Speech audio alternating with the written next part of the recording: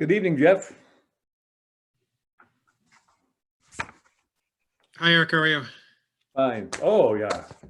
My goodness. Looks like a Trump supporter there. How's everything with you? All right? Good. Yes. Thank you. Tell me, on Doden Street, when did the planting list arrive? I just saw it for the first time today. You know, Yeah, I think it was like yesterday or the day before. yeah, and the new variance analysis, you know, the summary by, what's his name? I forget his name. Jeff Hassett. Yeah, no, Oh, Brad Holmes. yeah, Brad Holmes. You know, where it goes through the project and the adverse impacts and all that. Yeah. Because that was dated yesterday, the memo. It couldn't have. Oh, then it was yesterday that I got it. Yeah, I haven't had a chance to read it yet, by the way. So, Okay. okay, it's another question once again of late submission of materials, Jeff. Yep, I understand.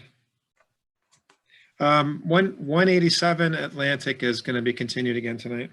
Yeah, okay. I sort of thought that was going to happen. Yeah, me too.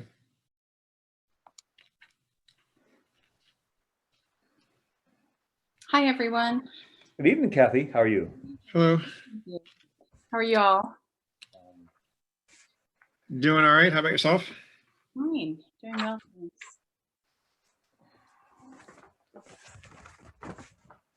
I have to find the speech now that our exalted former chairman wrote for me so I can get it correct. Don't give the wrong one. I'll get the year wrong. How about last year?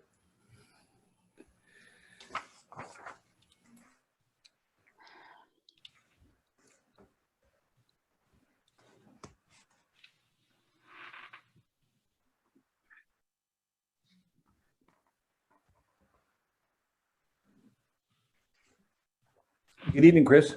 Hi, Chris.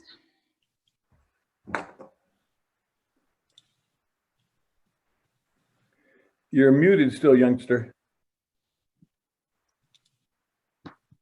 Sorry, I just have to change my light levels in the room.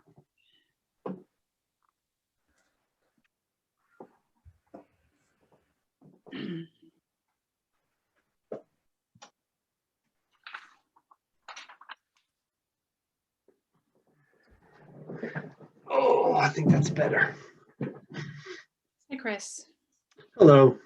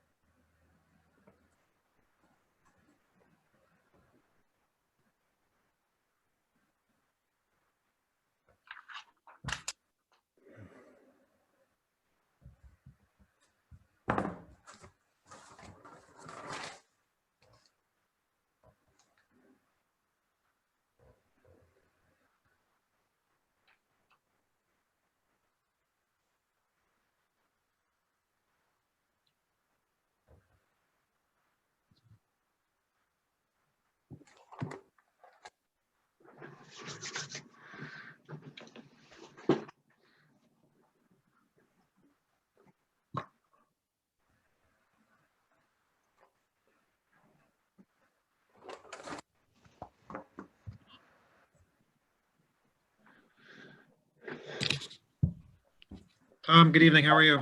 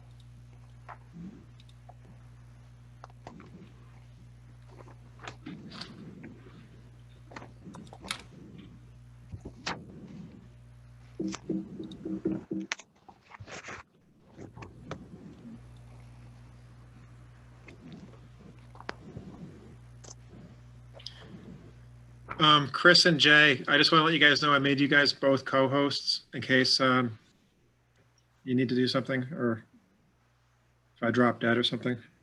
Guess you get hit by a bus. Yeah. Don't go anywhere.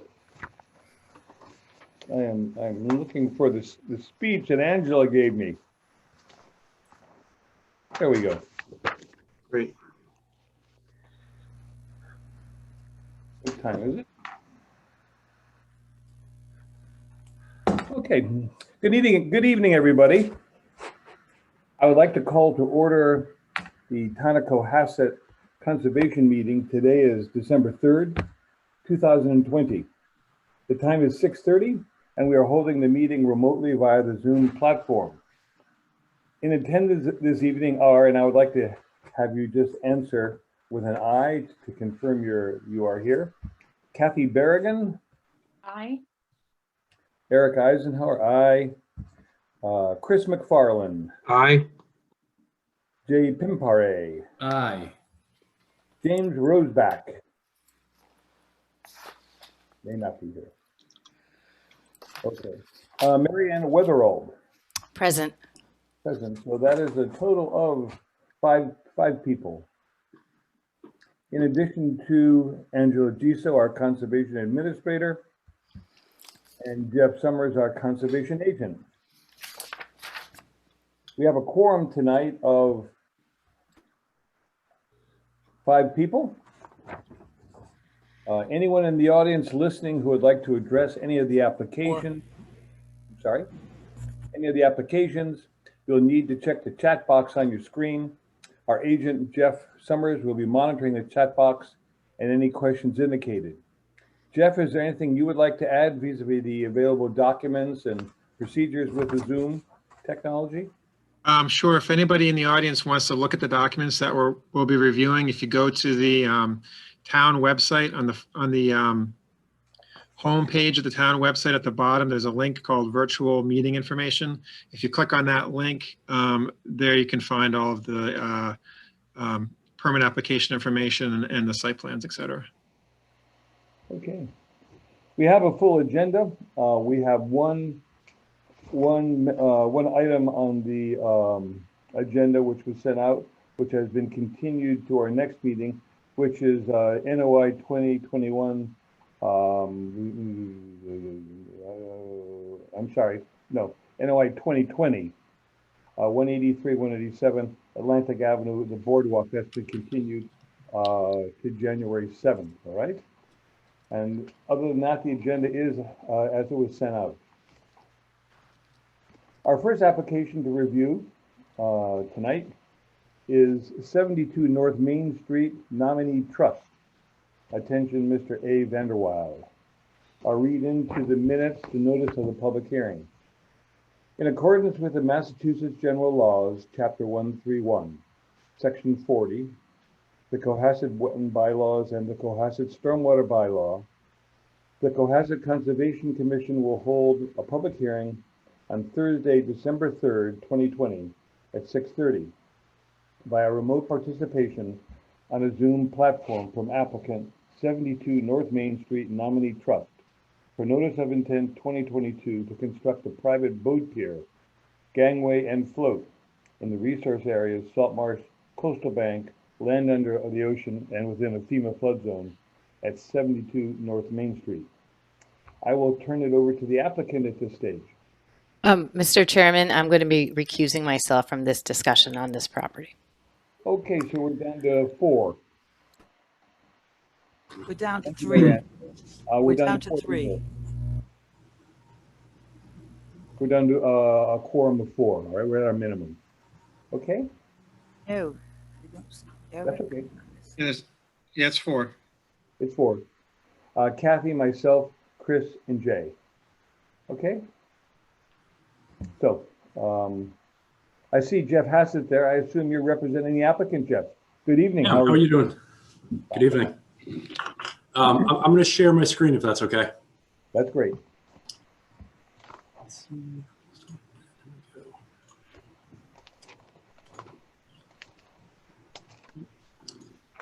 All right, Jeff Hassett here for the record, civil engineer with Morse Engineering. I'm here on behalf of the property owners, Alex and Lucinda Vanderwall. And I've filed a notice of intent on their behalf for a residential dock at their property at 72 North Main Street. Their property is 1.8 acres in size. It's developed with a single family home. It has frontage on North Main Street to the west, and it's abutted by developed residential properties on either side. And to the rear of the property or to the east, they have about 320 feet of frontage on Little Harbor Road. The way the property lays out is that they have lawn right down to a retaining wall that's maybe about 4 feet tall, right down to the salt marsh, which extends maybe 30 feet out to the mud flats.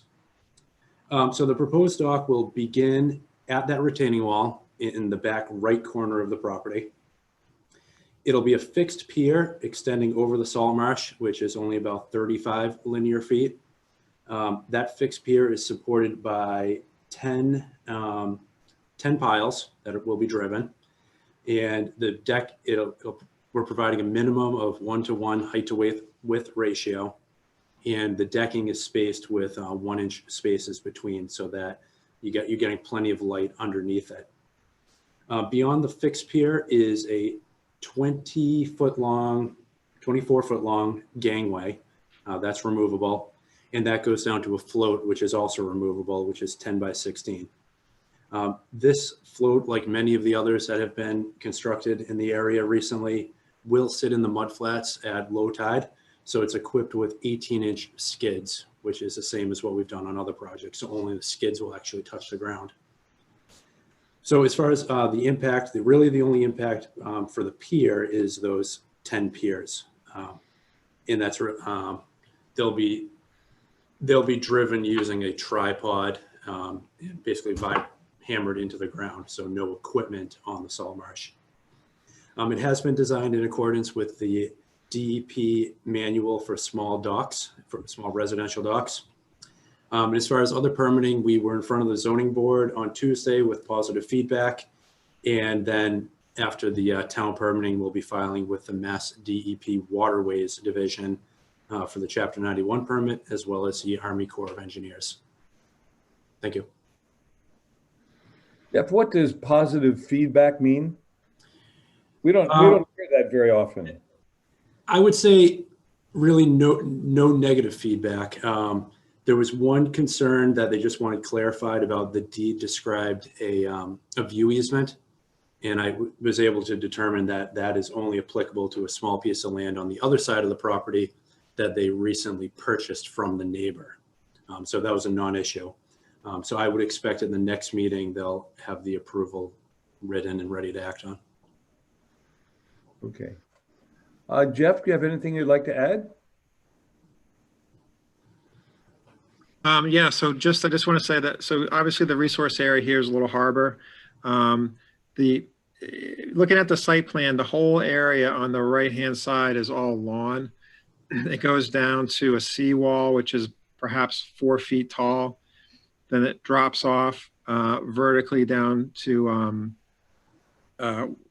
well, on the site plan, it says salt marsh, but there's a very little salt marsh actually there. It's mostly rocks and cobbles, but I saw it when it wasn't low tide. So that's the way it looked when I looked at it. But as far as vegetation goes in there, it's very sparse.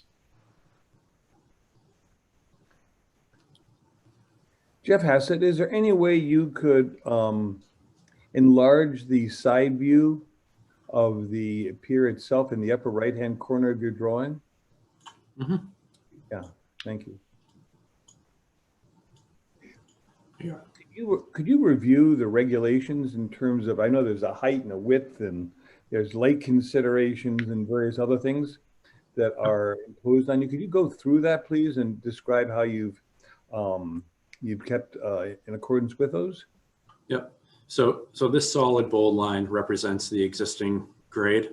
And basically you have, this would be the lawn area and then the vertical wall that we discussed. This 30-foot or so span is the area that's been delineated as salt marsh, but there's very little actual vegetation because it's rocky. So there'll be a ramp up. The actual decking is 2.5 feet taller than the top of that wall. And the reason it's higher is in order to keep the dock high enough to get enough light underneath. And we also, the decking on this pier has 1 inch spacing in between the boards. So when I say it's the DEP recommends 1-to-1. The Division of Marine Fisheries asks for a 1.5-to-1. So in this case, I mean, it's a balancing act between how high you want to go, where it's aesthetically unpleasing, and then keeping it high. But with this height, most of this dock is actually the 1.5-to-1, the greater requirement. Could you And explain? that's measured to the horizontal members, so the decking is actually higher than that. Could you explain the ratio 1.5-to-1? I don't quite, it's not entirely clear with me. Yes. So this kind of shows it better. So the width of the pier is 4 feet wide. So that means from the ground to these horizontal stringers needs to be 4 feet tall. Okay. We're more like, for most of it is more like 6 feet. So we're actually 1.5-to-1, the greater requirement. Okay. The only area where it's less than the 1.5-to-1 is right here at the base of the wall. The grade is naturally a little bit higher. Commissioners, do you have any comments? Hi, Mr. Chairman, Jay Pimpari. Message to Jeff Summers. I looked in the file. I didn't see anything from the Division of Marine Fisheries. Typically, they comment on all these projects. Did we have any comments from the Division of Marine Fisheries on this one? Yeah, I was going to ask Jeff that too. I didn't see that either. I did receive comments from them.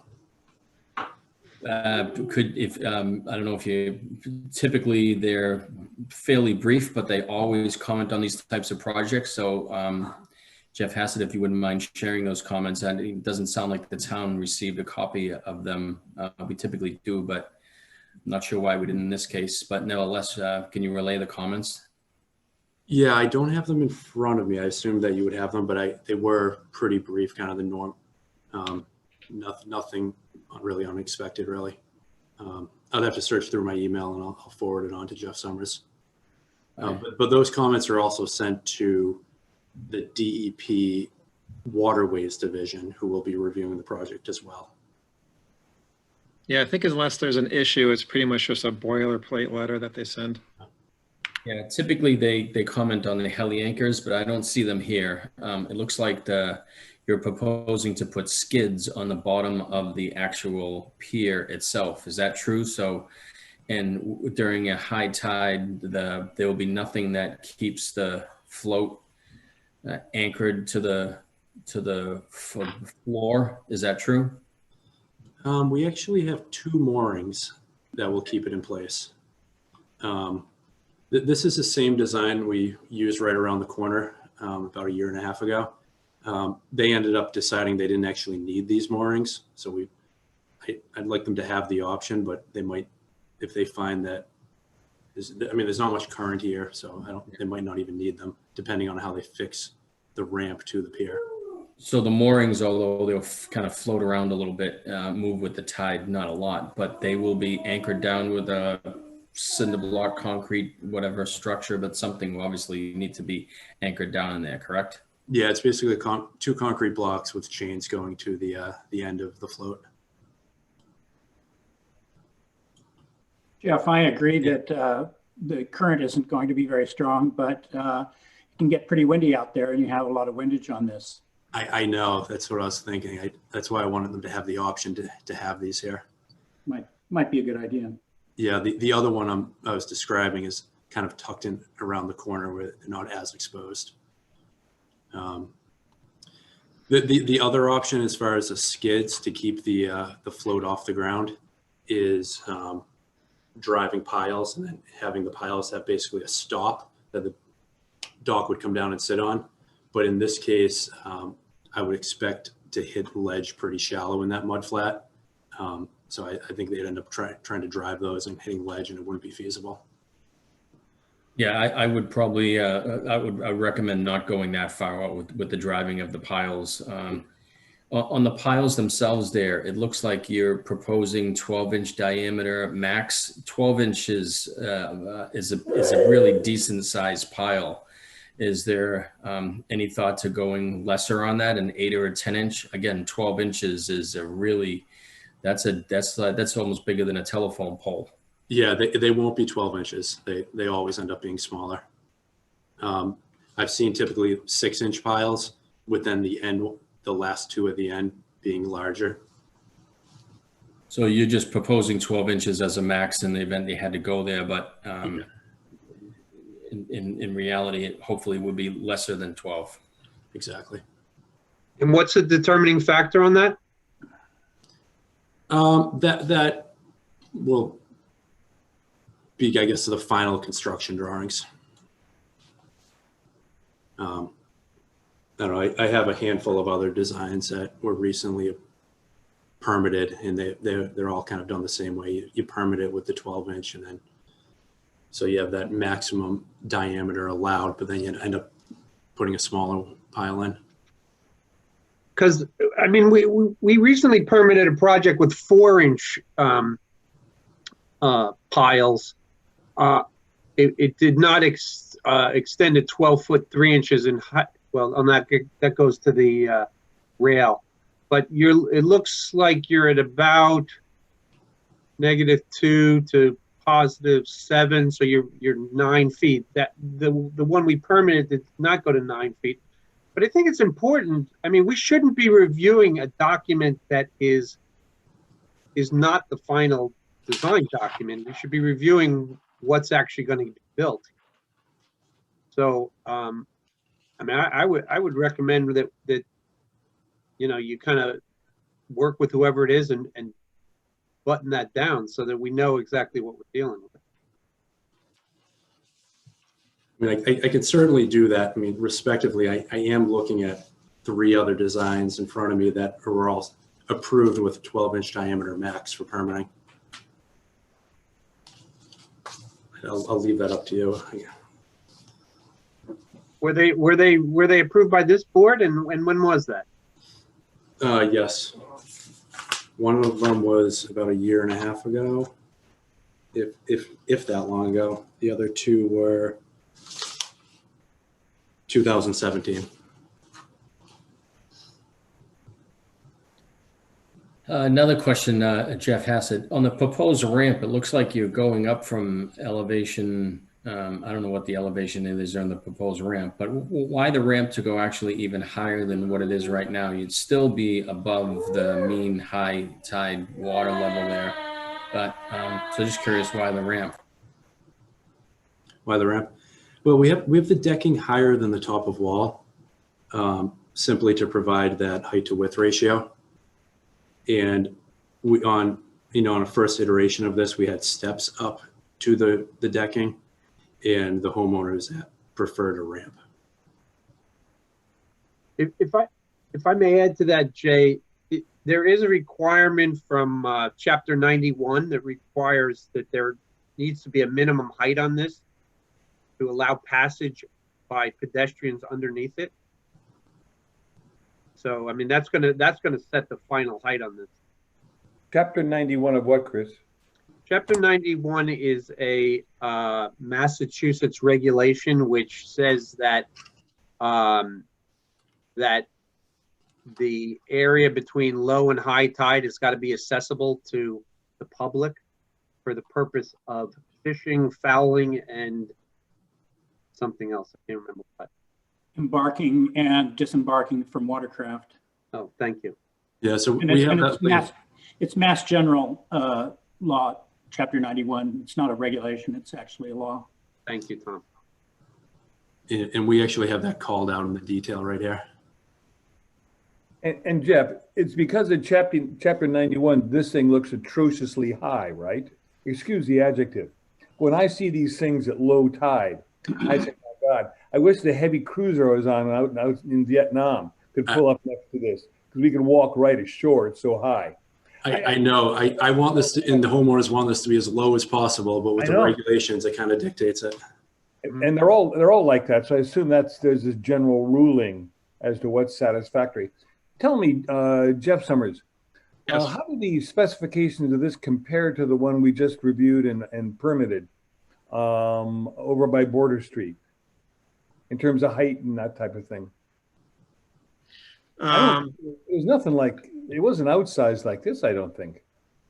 No, the one on Border Street was predominantly over salt marsh. So it was lower. I think it was only 3 feet high by 3 feet wide. But you know, this is actually going out. This is actually going out over the water with a lot more depth. So the other one was a lot smaller. And the one on Border Street, Eric, there was nowhere to go on the other side of the dock. So even though the dock was low, it was not restricting access to any place that one could get to. Yeah. Jeff, do you have a contingency plan for any of these piles that hit refusal before their 5 foot elevation target depth? Yes, they'd be anchored into the ledge. Or the By what means? drilling and then mortar. So not grouted in. Yeah, grouted. That's what I meant by mortar. Yeah. Is there Yeah, a backup plan for that, Jeff, on record? I don't think it specifically calls that out on the plan now. I think that's a great comment. I think, you know, again, you never really know what you're gonna where refusal is gonna be found out there. So if that were maybe in like the operations manual or something, not so much a manual, but a plan, I think that would be of great benefit. Yeah, I could put it right on the detail. Also, with the railing, how high are these railings? 3 feet. Okay, and if you could just scroll the screen down just a little bit there on the pier cross section, so it looks like it's about 4 feet wide. Yeah, 4 feet is the total width. Yeah, including the railings. And what will the decking be made of itself? What type of material? Oh, it's I forget what it's called right now, but it's not pressure treated, but it's treated in a way that's used in this application for docks and piers, safe for the environment. Is that a wood composite or a plastic you're talking about? It's a wood. It's a treated wood. And what is the spacing again? Spacing between the piles? It looks like it's about maybe 8 feet or so, but I don't know if you can get an exact measurement. 35. Let's see. Yep, bear with me.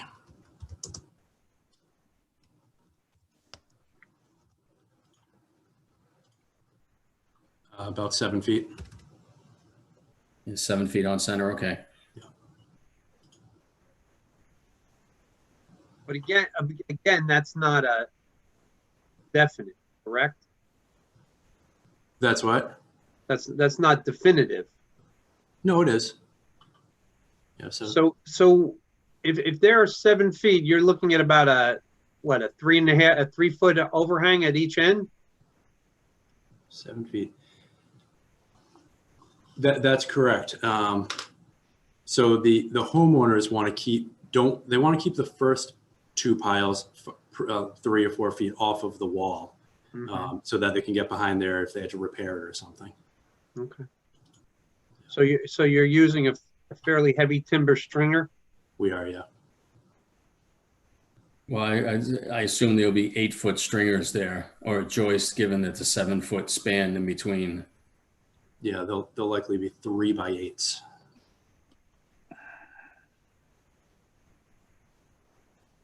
Jeff, when this is finished at mean high tide and the float is up and going, what will be the distance between the bottom of the side of the float and the bottom the bottom of the water? Excuse me, the land there. How much distance do we have Distance from where to where? from the bottom? All right, of the skid, I guess it is, to the surface. All right, of the harbor. Do you understand? Are you gonna have No, a foot? I'm not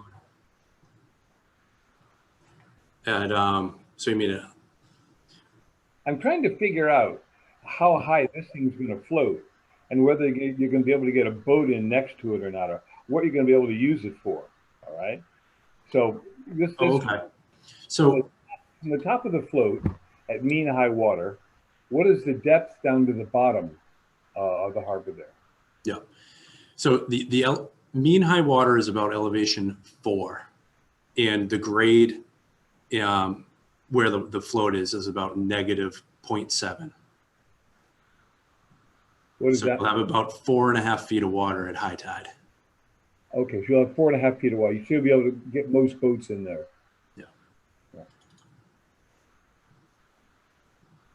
Jeff Summers, can you throw up the pictures there? I have them, happy to do so, but if you want to throw the pictures up, you took some nice pictures of the site. It might be beneficial for everybody if anybody hasn't been out there. I'm happy to do it unless you want to do it. You're muted, Jeff. Yeah, just give me 1 second here. You want me to do it? Jeff Hassett, while Jeff's pulling these up, Yep. you mentioned that the handrail was 3 feet tall. Yes. Doesn't that need to meet the code of 42 inches as a fall to prevent fall? I'll look into that. Okay. More familiar with yeah. I know there are certain uses which they're less stringent on. Yeah. I just don't know whether or not that's one of them. Yeah. Railing heights aren't my expertise, but I'll get an answer on that. Jeff Summers, do you know the tide level when you actually took these pictures? You know, I don't. I assume high tide is probably pretty much, if you guys can see my screen, right along here where this dark area is on the bottom of the wall. Yeah. I think you're right. So I Yeah, think it's probably maybe a 1.5 feet below high tide. Yeah. Okay. Yeah. I'm guessing that's mid to high tide there. Yeah. It actually looks like a high tide, just not a highest tide. Yep. A month in high tide. Yeah. Yeah. Yeah, Jeff, you could scroll through a few of those pictures. Yeah, awesome. Thank you. Yeah. So this is basically the lawn. I think it was about 50 feet from this tree. So it was right around the deck. The dock is proposed right in this area here where the cracks in the wall were filled there. Here's another one. So the dock would come out right about in this area here. And Jeff, the handrails would be roughly the top of the handrail would be roughly what, 5 feet above ground level, 6 feet above ground level? No, it's quite a bit taller than that. The entire pier, the horizontal members need to be 5 feet, and then then it's about another foot up to the decking. So 6 feet, and then if the rails are another 3 feet, that's 9. Wow. And then the grade falls off, so that's at the uphill side. So at the highest point, the rails are about 12 feet at the very, very end of the pier at dead low tide. Yeah, but Jeff, in terms of being above the grass, you'd be talking what, maybe 6 feet, 7 feet above the grass, the top of the rails? I'm trying to think what it's going to look like to people on the land there. The decking's going to be about 6 feet off the ground. Really? Yeah. In the area out in this photo, well, in this photo actually, it'd be a little bit, yeah, about 6 feet, because from that wall, the decking's going to be 2.5 feet taller than that wall. Okay. Higher. Yeah, right. And then you have another 3.5 feet on top of that. Yeah. And that's the minimum height for the the regulations. So is the ramp on the lawn side, will that require a handrail as well? No, no, Because it's going to be fairly long, yeah. I imagine. Much longer than what the section shows. Because, yeah, it would be, because it's lower than 3 feet tall, it does not require a railing. Yeah, but you just said to Eric that the decking was going to be 6 feet above the lawn. No, 6 feet above the ground on the, over where the salt marsh grass is. So, oh, 2.5 Sorry, feet is when I what, said- 2.5 feet is what you said earlier, that the decking was going to be 2.5 feet above the lawn. That's correct, yes. Okay. Jeff Summers, Yes. does this application require notification to abutters? Yes.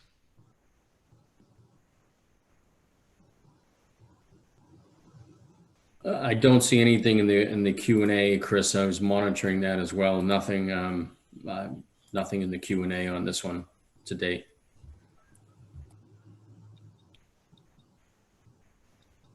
All right. I just hadn't read through the whole permit, so I didn't know whether or not.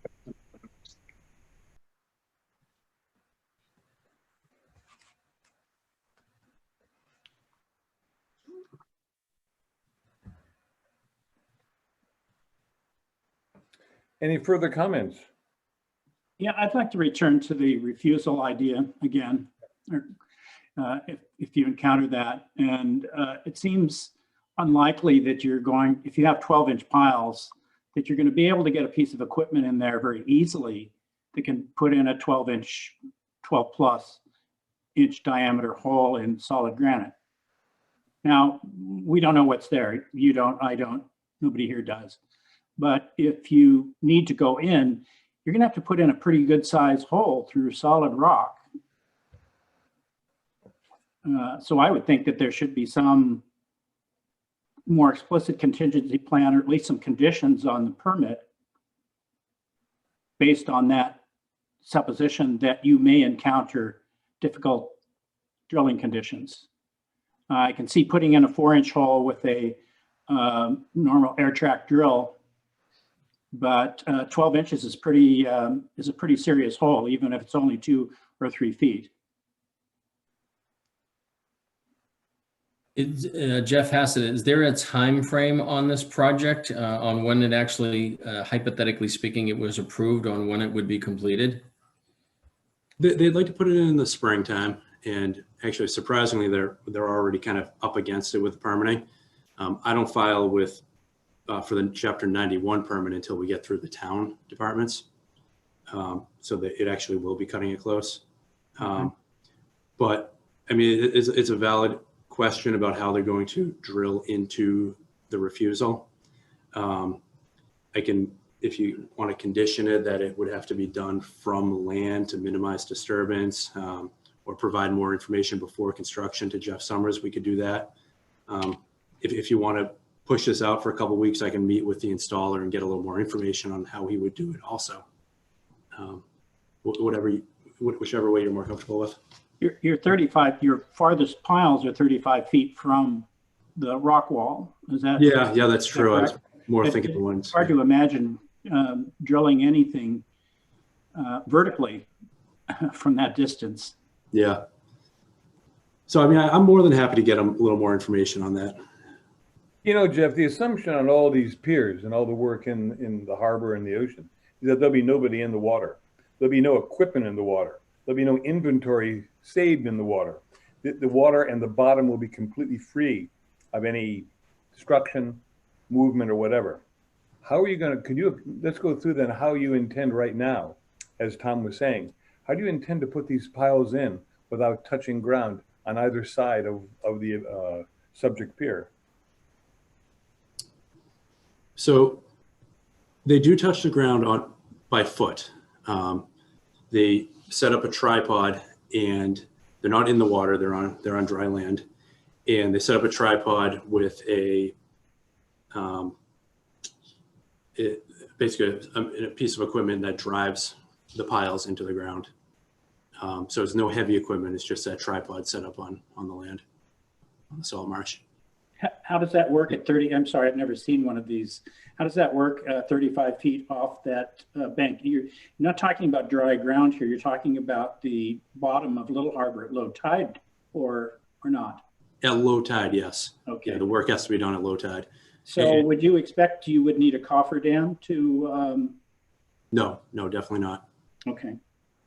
No, because they're working. They'll drive the piles at low tide when it's standing on ground, and then once the piles are in, they're working on up on top. So those are going in 3 or 4 feet. I mean, that's certainly 12-inch piles. That's a pretty serious bit of pounding. Can imagine that the device to do this would have to be fairly large to drive a 12-inch pile. Yeah. There's a local contractor that's been out here and looked at it. He's familiar with it, and it's been a couple months actually since I've spoken to him. Mm-hmm. So I can have him refresh me on exactly what the construction plan is. This is I mechanized, Jeff? Is Yes. it a mechanized pile driver, or is it run manually? I believe it's powered by a compressor that would be on land, in the grass. No powered equipment in the water itself. Right. Or in the water. Right. And you've been in there, you've checked the bottom. The bottom is hard, solid. Because I've been fishing there, and there's a lot of stuff where I sink up to my thighs in that area. Yeah, I hope this isn't one of them. I see Tom smiling too. you definitely sink in. Yeah. But I would expect at some depth you're going to hit refusal. Why don't you What if you go down 5 feet and you have insufficient stability? There's a lot of pretty soft mud out there, as Eric's found out if he's tried to wade across Little Harbor. And I'm really familiar with trying to do that myself. And that Upper Harbor, it's actually not safe in some places, because if you tip over, if you're into your knees and you tip over, you're going to drown. So I think it's kind of unpredictable out there. Some places you've got a hard bottom. You don't want to go up by places yourself. you've got 3 feet of which is kind of like pudding. Yeah. So the guy driving the piles is recording the blow counts and recording the and that determines how deep to drive the piles. It seems to me that a simple investigation where in that area to determine how firm the ground is would probably help everybody a lot. I think the only way that I can think of to do that, though, would be to get out there and drive a pile. Well, you can go out there with a say piece of 3/4 inch just water pipe and a sledgehammer, and you could find out pretty quickly. Sure. Yeah. You might not even need that. You might just try to walk out there and find out that you're going to sink 2 feet before you know it. Oh, you definitely think. It doesn't look that way to me. It looks like it's probably a shelly, sandy bottom. You're really close to that slope, so I wouldn't expect that, but I would think that it would be wise to be prepared for anything. In the area where the piles are going to be driven, it's very rocky. It's somewhat firm. It's when you get out into the mud flats a little bit deeper, it's mucky. Yeah. Well, I think it would be important to kind of hear it from the installer that his rig is actually going to work out in that area. He's going to be able to get stability enough in the rig, and with enough throw left over that he's going to be able to actually run that. Yeah, he will. The area where he's driving the piles is firm ground. It's just a matter of he could potentially drive only like 2 feet down, and then he hits refusal, and now he has to core into the ledge and grout the pile into the ledge. And what Tom was mentioning is if that's a 12-inch diameter pile, that's a little bit difficult to drill into. Yeah. So, Jeff, how does he know what the bottom's like there? There's no other piers there. No one else has been out there. There's no other structures there. How does your installer know what he's going to encounter? Doesn't. You said he was confident. I mean, be confident. He has to know he's a construction man. He doesn't do this by chance. Because I certainly would like to have that confirmation before this project begins. Okay. So he's got to So put- so the answer to that is either he can drive a pile deep enough where it's stable, getting good enough blow count readings to support the dock, or he goes all the way down until he hits bedrock. If bedrock's down 5 feet, that's fine. But if he hits bedrock 2 feet down, that's where you have to drill it into the ledge. Yeah, so I know we've approved a lot of docks, and this is great discussion, great comments. I think all these comments could be said for virtually every dock or every pier or every piling. You never truly know what you're gonna experience down there. It's why we require test pits to be done when people are digging foundations, etc. So just to support, Tom's approach, I think that it would be best to just have for the applicant to talk to the installer and just have a written backup plan in the event that we find things like refusal at 2 feet. Just a little quick backup plan of the coring operation and what that consists of. And so that if there is that backup or plan B, if a refusal is encountered at a couple of feet, then we just have that on record. And again, this is not unlike really any project when you start to dig piles. So I would imagine that the installer is in a perfect situation. You drive them down, but inevitably you have to go to plan B. So I'm sure I would like to think the installer is capable of doing that. So just get a plan to have them do that. Sure. You have to bear in mind, Jeff, that the Plan B technology has to be acceptable to the Conservation Commission, which means that I think initially he's going to somehow pound him down. I don't know. I'm not an engineer. He's going to beat him down with a sledgehammer or whatever. But if that doesn't work, I don't want you coming back with some big proposal, a lot of tears in your eyes, saying he's got to put this machine out there on a raft and pummel away and and all that stuff, which we wouldn't allow. Okay. Yeah. So whatever you're going to do, whatever the Plan B technology is, that also has to be acceptable to us. Sure. And I think we should have that document. Please. Sure. All right, so it sounds like I have some information to provide for you, primarily about construction, and then a few other Another I have question, notes on. The float and the pier and the ramp going down. Could you review what materials they're going to be made out of? I believe it's all going to be wood. No metal. The ramp, the gangway has metal in it, but they wanted to put a wood facade on it, so it would look like a wood gangway. Okay. Because we have allowed some of these apparatus to go in, made out of what I would call rather shiny metal.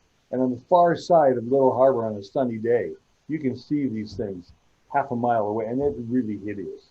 So, and we have a certain aesthetic responsibility here.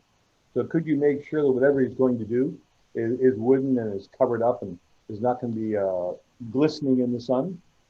I think that's something we've overlooked in the past, and it's unfortunate. Yeah, it's a good point. I can.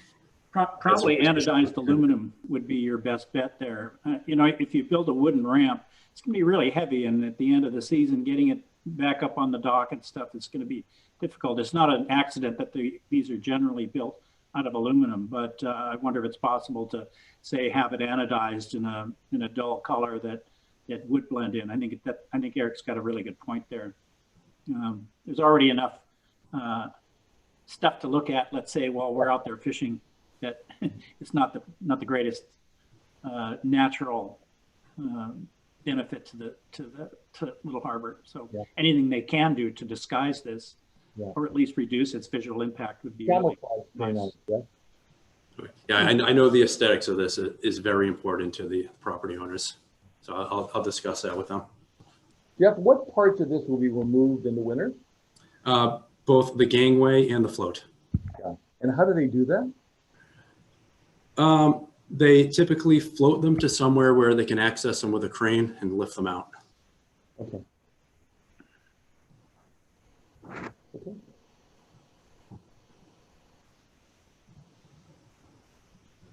Anybody else have anything to add? A motion to approve? Second. Nobody? Can't go very far without a motion to approve. Chris, are you saying something? You're muted. I see your lips moving. I thought we were looking for a little more information from the contractor. Okay. I mean, I would be happier to hear that information for determining approval or not. Okay. I'm only one voice though, so anyone else speak up, please. I mean, it doesn't sound like it's this project is going to happen in the next few weeks. It doesn't sound like there's an adverse reaction to it. You know, I'm not opposed to the project. I just like to see more information, like everything else, that we just have it all on the record. So I'd personally like to see the plan, and as long as it is acceptable to the commission, then we take the next step. And that includes Plan B, Jeff. Right. Yeah, exactly. And I think Jeff Hassett knows what we're looking for here. Just a little bit more supportive information of the construction process. That's all. Sure. Jeff, so I think I could probably get you that information as soon as probably Tuesday of next week. Because I know, again, the contractor's already been out here. He has a game plan. So it's just a matter of having that conversation with him and putting it to paper.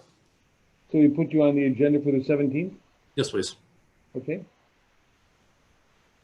Anybody else have anything to add?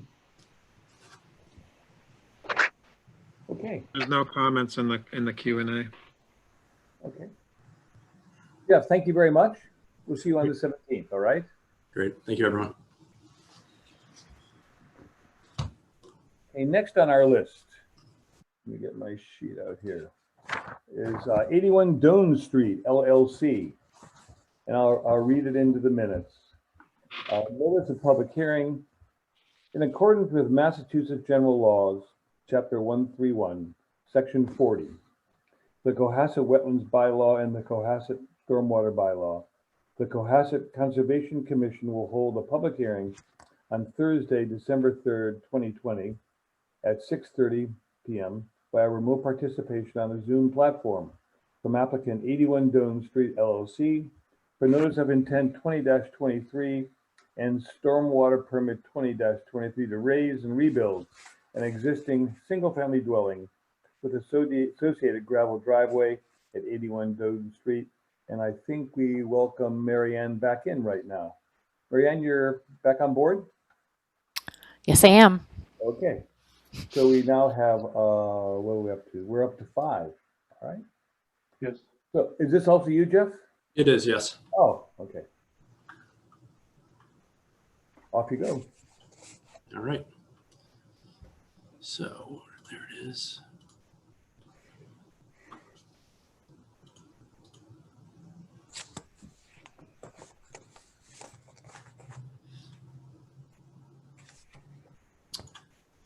Okay, so this project is an NOI and a stormwater permit for a raise and rebuild at 81 Doden Street.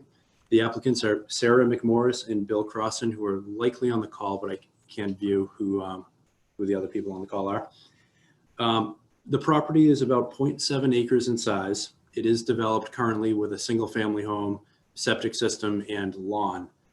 It is abutted, it's frontage on Doden Street at the bottom of the page. It's abutted by developed residential lots to the side and to the rear, both sides actually. And running along the left property line is the Erin River. So there are obviously wetland resource areas associated with that. Currently, you have the house sitting here.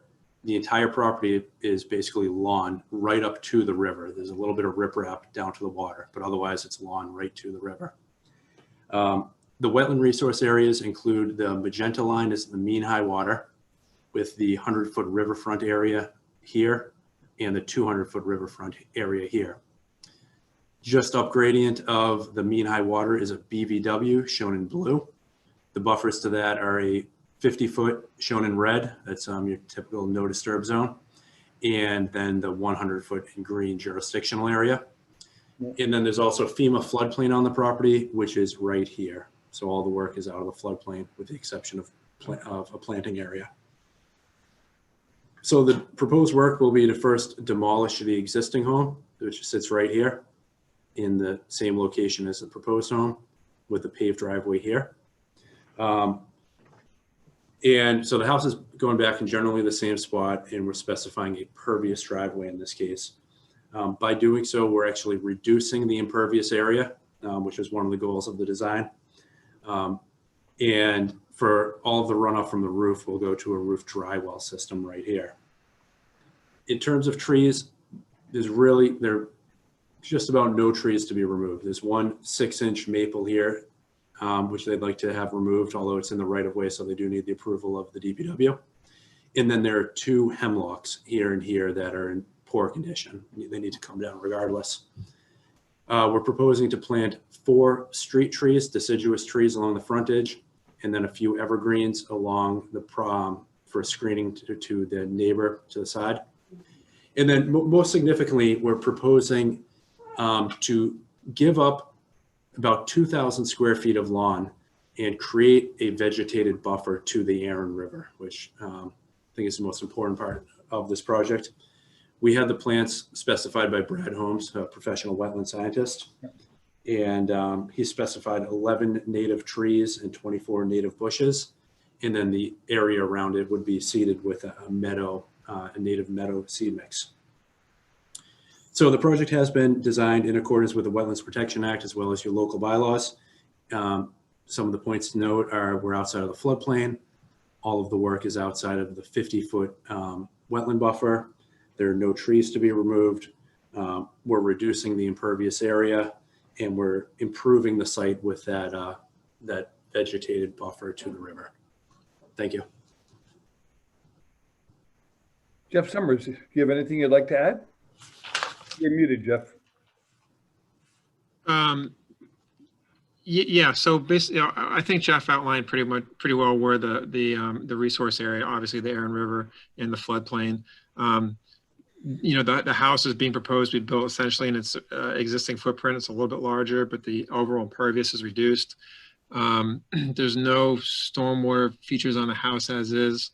So that the plus here is they're proposing the infiltration chamber and removing the pavement and having a pervious driveway. And I think also, it's not often we see, property owners willing to give up lawn. So I do think that, it's kind of rare to see this, that they're actually giving up lawn to plant, have a buffer along the river. But I think, that buffer could certainly be beneficial to the water quality of the river. As far as the trees in the front that are going to be removed, they probably will have to be removed at some point anyhow because they're growing into the power lines. And as Jeff said, they're not in good shape, but even if they were, they're going to have to come down sooner or later because they are growing into the power lines in the front. Jeff, this house is on septic? Yeah, they put a new septic in 3 years ago. Okay, so the existing septic system will be used for the new home. Correct. And the capacity of the existing septic is sufficient, Jeff, I guess? Yep, four bedrooms. Jeff, what is this on your map on the site plan of, it's a habitat for priority wildlife? There's a setback line? Is that what that is? It says limit. Oh, yes. Yeah, that's one more resource area on this property. It's an estimated habitat of wildlife. And that line is this black dashed dot line. And we're keeping all of the work outside of it. And what wildlife is in the area? Will they adapt to the changing condition with this new meadow that you're building? It will certainly improve the habitat. If we were doing any work within that area, we'd have to file with Natural Heritage. And they actually don't tell you what the species is unless you're filing with them. They want to keep it a secret. Oh, so is that why it's marked like that? I've never seen that before on a plan.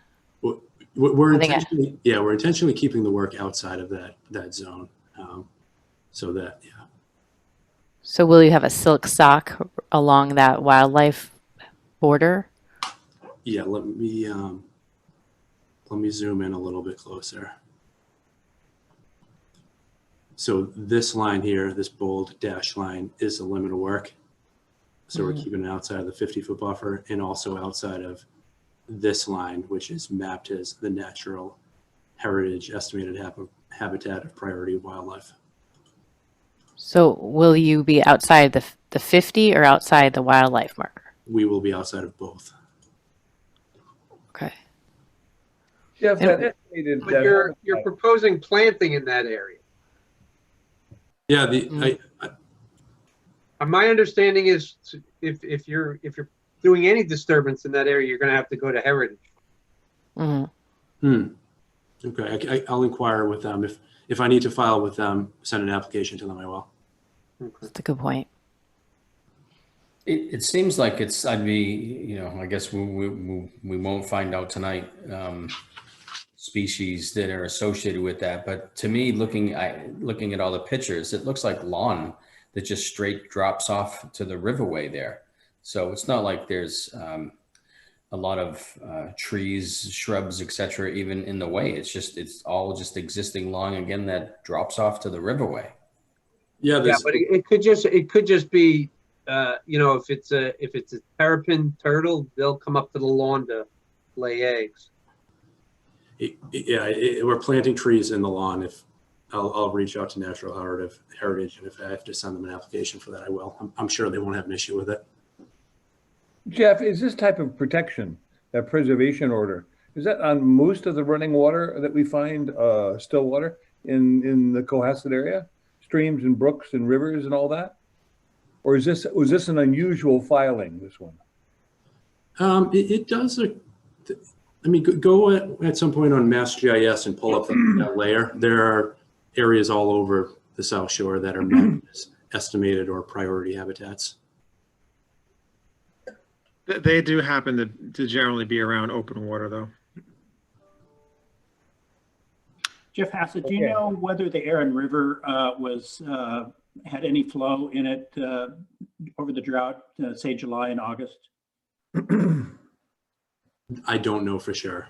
Yeah, I'm assuming it is a concerned branch river. that if you put in this strip of trees, if some of them may be serious phreatophytes, they're going to tap whatever water is left there, even below the stream bed.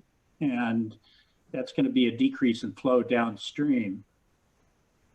I mean, Eric, you could probably comment on this better than I can, seeing the species that are there, but that's a lot of trees, and all of a sudden maybe you're starting to pump right out of the river with these trees. We've never run into that before, Tom. You may have a point. But there's a great, as Jay was saying, there's a great swathe of lawn to the right. It's probably best to push them back a bit, Jeff, and not have them right on the bank itself. But I was down there today, and there was a great deal of water there. It wasn't moving very fast, but there must have been, 2 feet of water in the river today. So, but as far as what happens in the summer, I can't say. I think there's constant flow. I don't think it's ever stopped. I'm pretty sure it's constant flow, but I can't say definitively. It's a pretty significant river.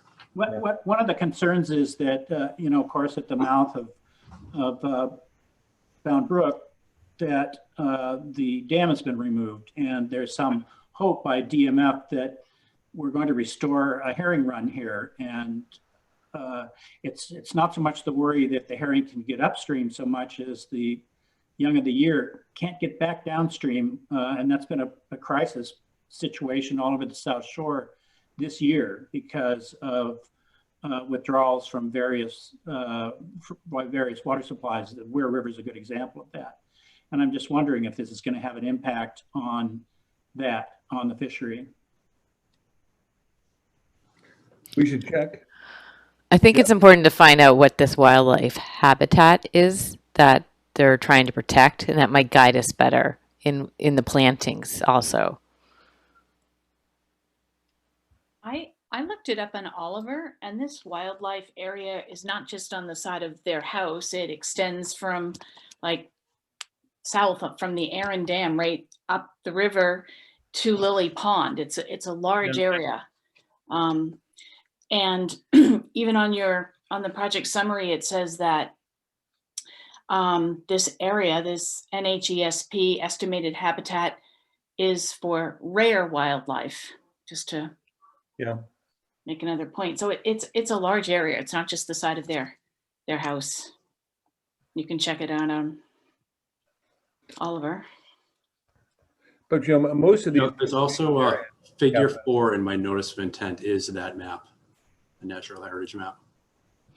Could you research that, Jeff, and let us know what animals are being protected and what sort of cautions we have to put in place there? So, I mean, what I can do is I can reach out to Natural Heritage, send them this plan, and find out if they want me to make an application for it. And if so, I will. That's fine. They won't have any issue with converting planting trees and bushes in a lawn and creating a habitat.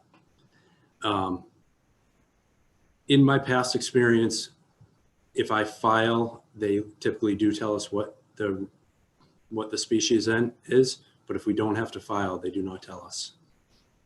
What is the reason for that, Jeff?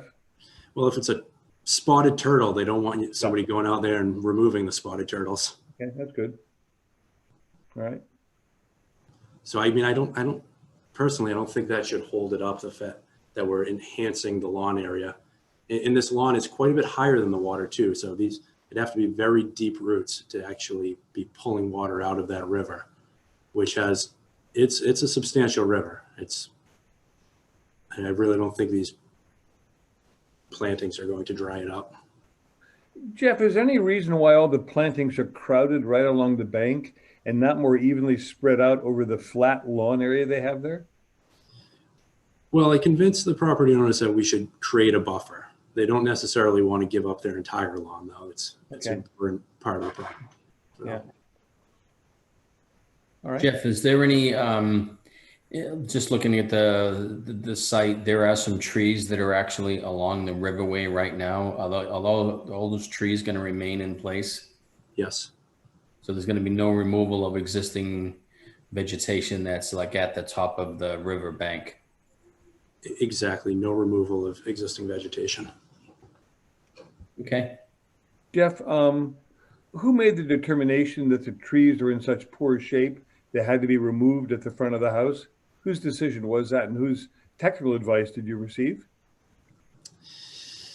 Now, that was my inspection, as well as the property owners felt that they would like to replace them. But I mean, they're right under the power lines. They're not in great shape. By widening the driveway here, that one definitely has to go. And I think if you went out there, you wouldn't want to keep, I don't think you'd want to keep either of them. Definitely. Welcome to North Main Street. Welcome to South Main Street. All of our power lines are tied up in that. It's more than that, though. I mean, I think it would be an improvement to replace them with. Do you have any idea of the age of the trees? They're 14-inch and 10-inch diameters. Eric, are you referring to the two pines in the front? I'm referring to the three red explosive symbols. Yeah. Along the thing called Doden Street. So we don't take easy to cutting down healthy trees. Right. I thought the one on the left of the property along the road was in perfect condition. It didn't look, I'm not an arborist, but I was curious to why it was being removed unless it's for aesthetics. Okay. Jeff, could you have a licensed arborist come in and write a recommendation as to whether these trees should be removed or not, please? We take removal of aged trees, what I would call senior trees, seriously. And these don't have, because of the project, they don't have to be removed. I don't think. Is there a reason because of the work that's taking place that those three have to go? This one does. Which one's that? I'm trying to see where you... I'm circling it. It's in the driveway. Okay. Mm-hmm. Understood. This one, it does not need to go. It's directly under the power lines, and it's more of a planted nursery tree. It's a 6-inch diameter maple. Okay, Mhm. It's only going to get bigger it's in an inappropriate spot. I mean, we can keep it if you prefer. okay, In this one, we could certainly keep it. We could keep that tree. good idea. So Okay. we saved 2 of the 3, great, Okay. all right. Jeff, is that in the back? Well, first of all, you're building on top of the foundation, the existing foundation, it looks like, and just expanding upon it. Yes. So is that an infiltration system in the back, or you're eliminating that and putting in the dry well system for the roof on the left-hand side? The system in the back is actually the septic system, and that's going to remain. Oh, the septic. Okay. Okay. Thank you.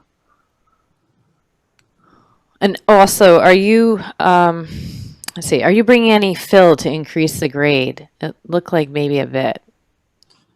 There's a small amount of grading in the front yard. Hmm. Let's see, the grade is coming up only a foot, minimal grading. And then the grade is being brought up right here in that corner. Thank you.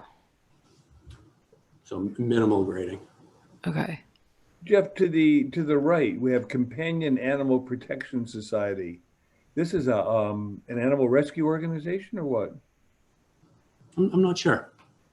Because I was there today. I looked at the house. It looked like a normal house. I didn't see any fences for dogs or anything else. I was just wondering whether in the future there's going to be a need for some sort of isolating, bushes or trees or whatever to protect the house, from noise and things like that. But I was surprised to see the title you'd given that. But Yeah, that's the ownership on the deed, but it certainly looks like a house. We are proposing a few trees along that property line for a little bit of screening. okay. All right. Jeff, what's the total area of alteration out here? Let me check 1 minute.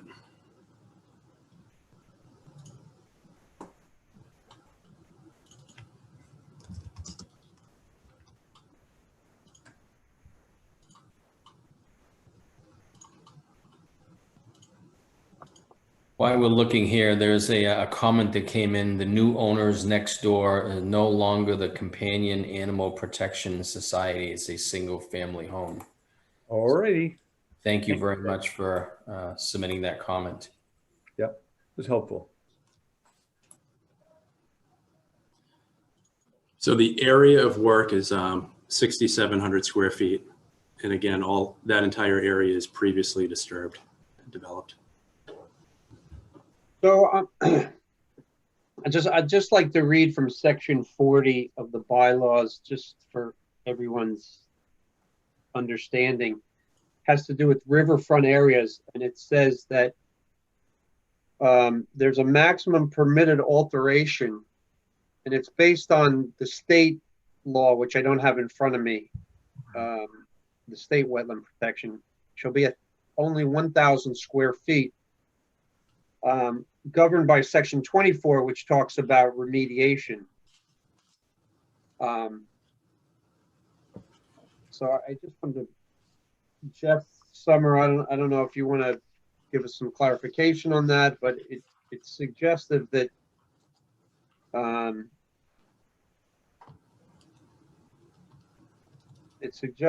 there is a maximum to how much alteration is allowed within a riverfront area. Yeah, I think what that was referring to is undisturbed wooded or undisturbed vegetated area. I mean, Okay. it's obviously already a disturbed lot. There's a house existing there. It's all lawn. But, Okay. I would say that it's already in a disturbed condition. Okay. If this was, a virgin piece of land that had nothing on it, and then, there would probably not be a new house being built there. Simply because of what you just stated. Mhm. Okay.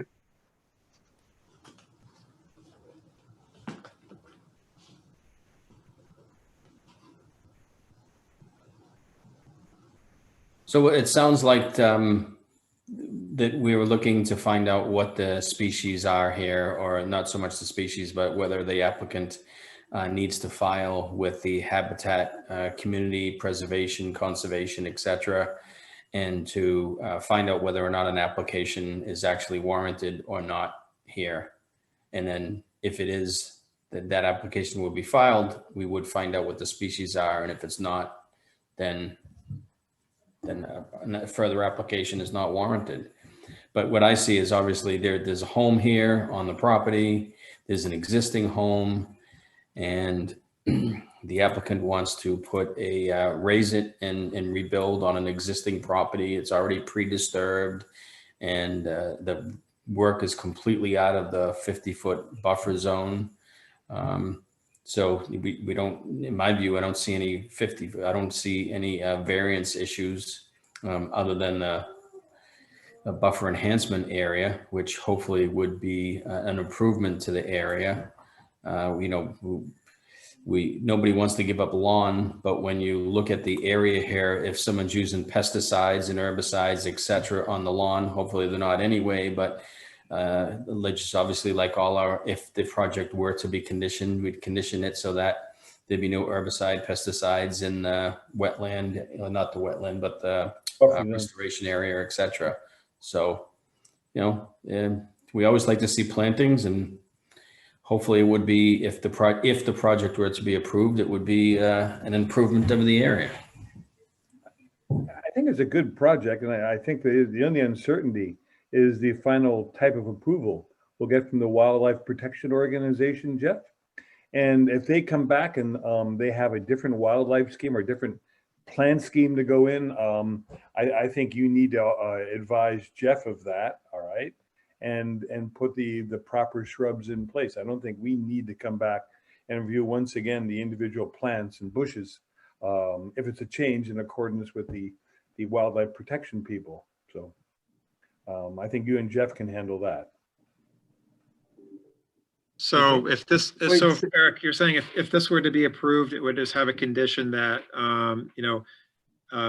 Natural Heritage actually, signs off, so to speak, on this project as well. Yeah. Yeah. And if they don't like 2 of the 8 types of plants or whatever, and they recommend 2 others, I think you and Jeff Hassett should be in a position of, without coming back to us, with making that change, Jeff. As long as they're on our list of plants that can be put in, the native plants that we're allowed to be put in to a buffer zone. All right. I think it's, the more I think about this and the limit of that wildlife area, they may very well be trying to protect what are they, river herring that are in that stream. Yeah. But that may very well influence their determination as to whether or not you should be planting at the top of that bank, because if their concern is that mulch and things like that go into the water, that's what their concern is going to be. So I think it's important that we understand what they're trying to accomplish, and so you'd recommend you hold off, Chris? Well, I mean, the project. I mean, either one, we hold off and we wait to find out precisely what they're talking about. It may be, like you said, we have to be 10 feet back. We don't know. All right. Eric, I think it's more stringent building along a riverfront, 100-foot. That's why there's a 100-foot buffer zone. I can't find any information to really back that up, but I think it's more stringent. And I think since we haven't come across such a title as this wildlife meadow or this wildlife border, it's really important to find what that is before making a decision on this. I mean, it seems like a project one would normally go forward with. However, I don't feel like I have enough information to make a confident decision. So, Jeff, there's an unknown here. Why don't we postpone it, continue to the next meeting, 17th, and have you make a presentation to it, or get a letter from the Wildlife Protection Agency that has put this in place to find out what the conditions are, and then look at your plan in relation to that. Okay? I think overall we're quite supportive of the plan. We just lack a bit of information on the details of the wildlife protection that we're talking. Okay, so I'll reach out to Natural Heritage, and I guess what I'm Anything seeking anyway is right either, now. I'll be This seeking project's going to either, be frozen, Jeff, until what, March? what's that? The project, the wildlife, the planting side will be frozen until March anyways. I don't think the homeowner thinks that, but I No, think it's they important want- for us to find out more about this habitat. Yeah. Okay. All right, so yeah, by the next meeting, I will have spoken to Natural Heritage, and I'll know either if we have to file, which I will have done so, or I'll have something in writing stating that we don't need to do a formal permit for the plantings. But is a homeowner ready to go right now to break ground, or? No. Yeah, they're anxious to get going. Yeah. They're not, yeah, they want to get going on demolishing the house and getting the foundation in. Well, Jeff, are there any other permits that need to be put in place, or are you just waiting on Concom? No other permits. okay. Jeff, we'll see you in 2 weeks on this. Okay, All right. thank you, everyone. Thank you.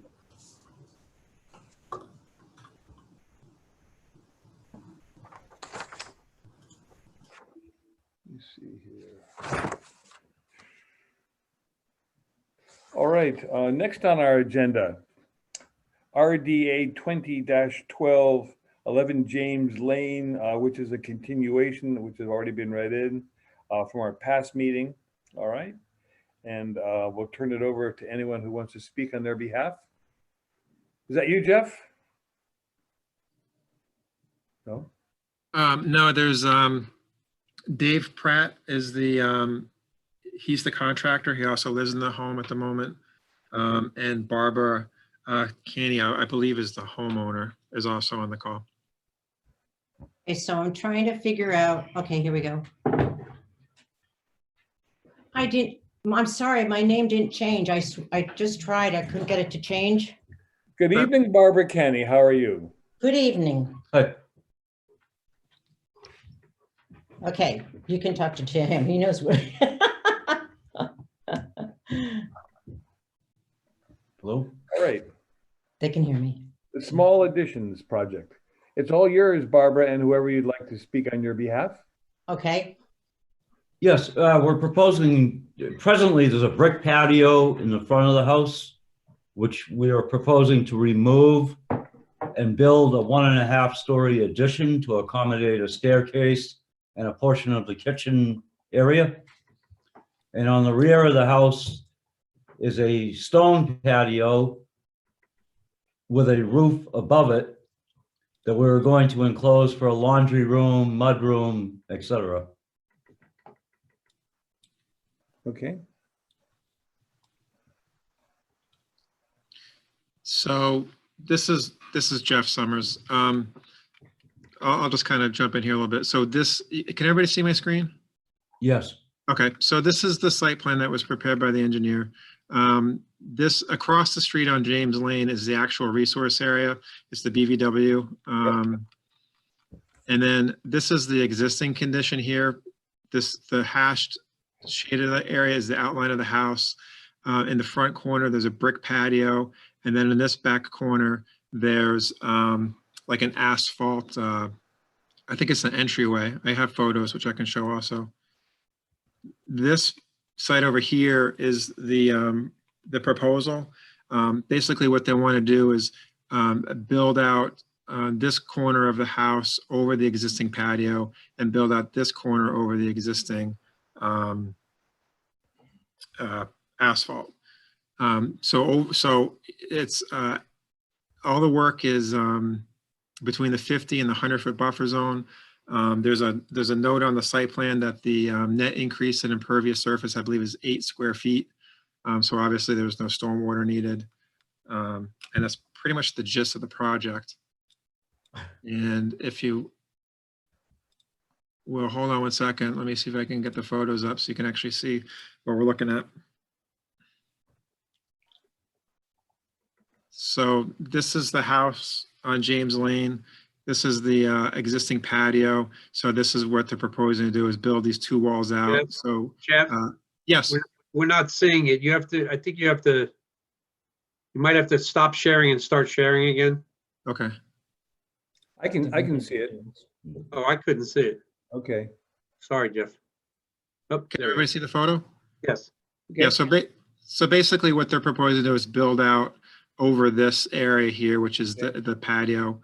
And then in the back corner of the house, this area is what they want to build out underneath this second story. All right. You can see it again. It's all asphalt under here. So basically there's no, like I said, the net impervious is 8 square feet. Let me see if I can go back to the site plan. So they're proposing, this dashed line here is the silt sock that they're proposing for siltation while the construction is taking place. But Jeff, the building is taking place on existing structure, right? Yes. Yeah. So Yeah, there's no nothing to- vegetation being removed. It's all being built out on, like I said, the brick patio and then the asphalt in this corner. Okay.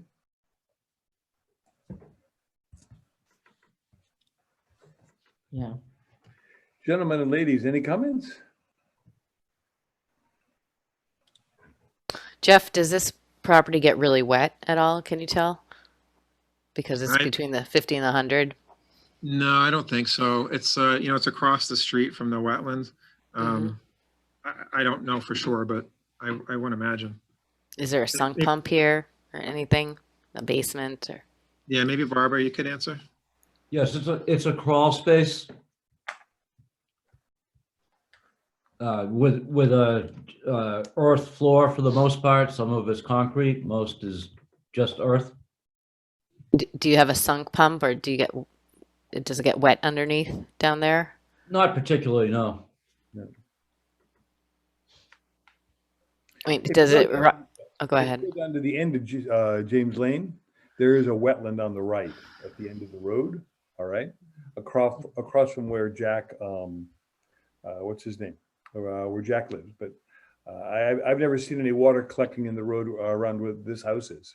Seems reasonably dry, and it's right below the new development near the railroad line. So We've been there for nearly 2 years and I've never seen the water across the street.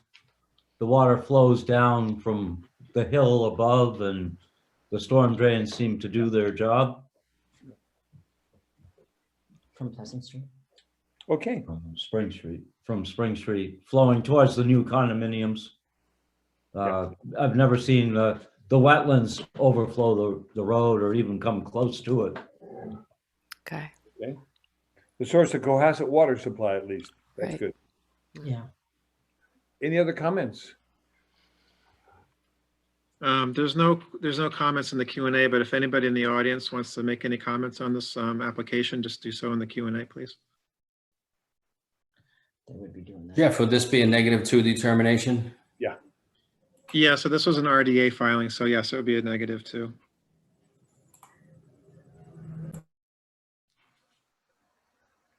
Is there any other intentions with this property? Like once you do these build outs, are you going to like take down any trees or any renovation of the driveway? Just landscaping.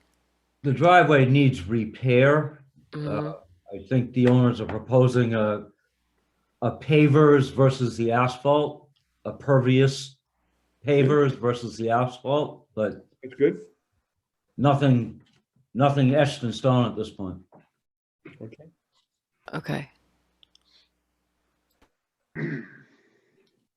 As far as trees go, I think there's only 2 trees on the property, big trees at that point, and at present, there's no plans to remove them or otherwise.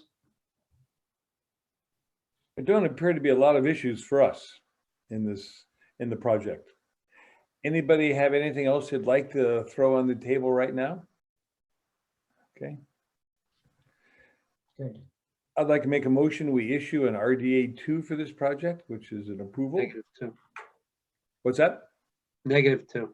-2, yeah. Second. Second. Okay, we'll go down and vote. Kathy Berrigan, Kathy Berrigan, aye. Eric Eisenhower, aye. Chris McFarland, Aye. Jay Pimpare, Aye. James is not here. Marianne Weatherold, Aye. it passes 5-0. Thank you very much and hope the project goes well. Thank you. Thank Merry you. Christmas to you. Merry Christmas. Merry Christmas. Thank you. Thank you. All right, next on our list is 183, 187 Atlantic Avenue. That has been continued to January 7th. So now we're at our last proposal, which is NOI 2021, SWP 2029, Lot C, Doden Lane. New construction continued from the 19th of last month. And I'll turn it over to whoever wants to. There, Jeff, you're back. Hey, You hello got again. a monopoly this evening, Jeff. Well done. Yeah. Okay, Jeff, it's all yours. All right, great. Thanks, Eric. All right, so this is a continued public hearing for an NOI and a stormwater permit. The property is Lot C, Doden Lane. We continued the last hearing primarily to review the wetland located on the property. Doden Lane is located here where my cursor is. On the opposite side of the road is a BVW. And then on the subject property is a wetland that we had flagged as an isolated wetland.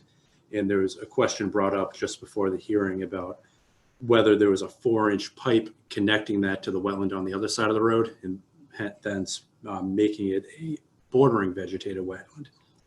So the difference is that an isolated wetland is jurisdictional only under the town regulations, and it only has a 25-foot buffer. So on the original filing, we only showed a 25-foot buffer and all the work was outside of it. Because of that 4-inch pipe, it's technically a BVW. So now we've updated the plan to show the 50-foot buffer in red and the 100-foot buffer in green. So for that reason, we are now seeking a variance. You'll see the driveway goes through the 50-foot buffer. And the reason, our justification for that variance is primarily that it's a very unique and rare circumstance for property, in that this pipe was put in 5 years ago, and it's only a 4-inch pipe, and it's located up high in elevation above the normal wet area of the wetland itself. So it very rarely sees any flow. So prior to 5 years ago, when that 4-inch pipe being put in, this was an isolated wetland. In addition to that, it's very sparse vegetation in this area. It's basically just water that's getting puddled next because it's getting dammed off by the road. And then secondly, we've modified the plan in every way we could see to minimize the impact or minimize the disturbance. So the first is that we recognize that the vegetation is very sparse in here, and we had Brad Holmes prepare a letter in a table of 23 diverse berry producing native plants to improve the wildlife habitat in this area. We also moved the driveway over to be right along the property line. Zoning requires it to be 5 feet off minimum, so that's where we put it. We're also, this portion of the driveway that's hatched, that entire portion will be pervious asphalt. So another improvement. And we have a stone trench along the down gradient side. We added a small rain garden at the end of that stone trench for an added level of TSS removal. And then just to point out that the project actually preserves 70% of the property as a whole. Yeah, I think it was 1.3 acres is remaining undisturbed wooded areas. So in addition to that, we made a couple other changes. We originally had the septic right here in the front yard, and we moved it back to the rear yard. And we also increased the density of the plantings in this rain garden. We doubled the amount of plantings, and that's detailed on the second sheet. So with that, I'd be glad to answer any questions. Jeff, can I say one thing? Your explanation of the variance was late. It was authored yesterday. I haven't even read it yet. All right. I didn't know it was there. So a bit of a disadvantage. You have not lived up to the rules that we have. I don't know what's happened. The variance was dated yesterday, typed November 2nd, or excuse me, December 2nd. So I will speed read it while you two are carrying on. I don't know if other people have read it or not. But So I apologize for the late Thank you submittal very on that. much. These plans were submitted back on November 16th. And it was only 2 days ago that I was asked to prepare a formal variance letter. So Hey, Jeff, I always apologize. have a formal variance analysis. It's a key document of every petition that we have. Yeah, I just realized that on Monday that it wasn't included, so I asked Jeff for it. Okay. All right. Eric, So- while you're speed reading that, I'll ask a couple questions here. Jeff Hassett, if you could you blow that screen up to talk a little bit more about the driveway coming in off the road there? And my question is, it looks like, yeah, that's one more fold blowing that up would be even better. You have that right, actually where your cursor is, I guess that's my cursor, where the silt sock is proposed to be installed there. Yeah. Between that area that you're coming along and the BVW, is there, what if any disturbances in there? Because it looks like it says native plantings to enhance buffer, refer to Brad Holmes, blah, blah, blah. So what is actually going in there, if anything? Or, well, the first question is, between the silt sock and the BVW, will there be any disturbance? There will be 23 shrubs planted in that area. 23 shrubs. So are you saying that everything that we see between that silt sock and the BVW will be removed? That's No, currently no, there? there's no, all of the vegetation in this area, although sparse, it is native. Okay. So there's no invasives that we would want to remove, simply enhancing it. Okay, so everything that's between the silt sock and the BVW will stay as is. Correct. However, as you have in the green there, looks like you've got 1, 2, 3, 4, maybe 5 trees in there. Do you have a diagram of the shrubbery that's proposed to go in there? No, we don't have a diagram showing where each one of the plants would be planted. Just a report from Brad Holmes saying to plant them approximately 10 feet on center in that area, with a list of which plants is witch hazel, inkberry, winterberry, bayberry, shad bushes, and black chokeberries. Okay. I mean, what I would like to see the rough locations of where they were going to be personally. It's a very large area. It's an area in the 50, and I mean we always support plantings for the most part. We support plantings. So I would personally I would like to see a diagram of those plantings. Okay, we can do that. So along, switching gears a little bit, the actual driveway itself is proposed to be pavement, but is it going to be pervious pavement? And I mean, I'm looking at I'm looking at the same screen, but a different screen because I've got mine blown up here about a lot more in depth. So the proposed pavement within the 50-foot buffer is to be pervious in nature. So it looks like the shaded area of the first, basically all up until you come out of the 50 is going to be completely pervious material. Yeah, that's correct.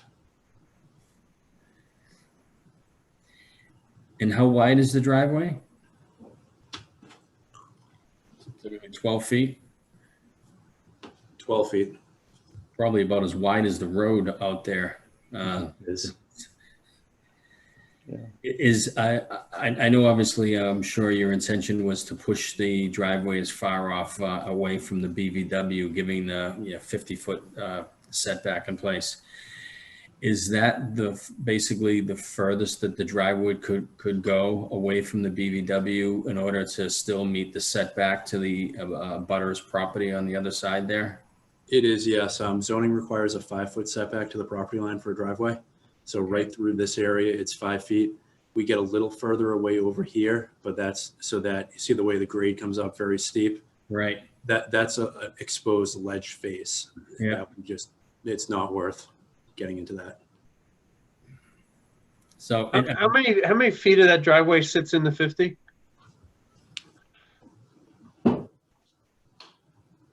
140 feet. Jeff, you had the figure of Oh, do you have a square footage? Yeah, you had a figure of 1,950 square feet that Brad Holmes had in his memo. Yeah. I think that's the amount of buffer zone that you are building on or wanting to build on. Is that a correct figure? That's correct. So that's basically from the erosion barrier up to the red line, the 50-foot buffer. So it's 2,000 square feet, all right? Correct.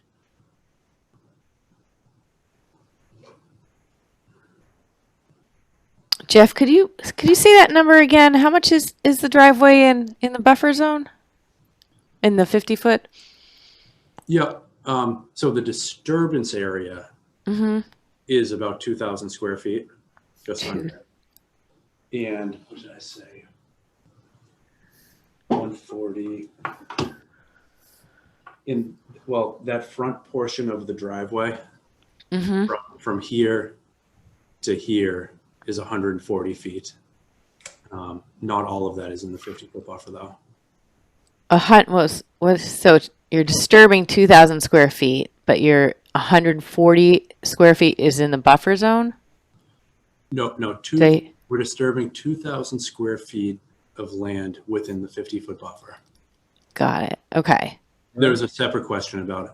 In 50-foot buffer. Yeah, there's a separate question about how much area of the driveway is in the 50-foot buffer.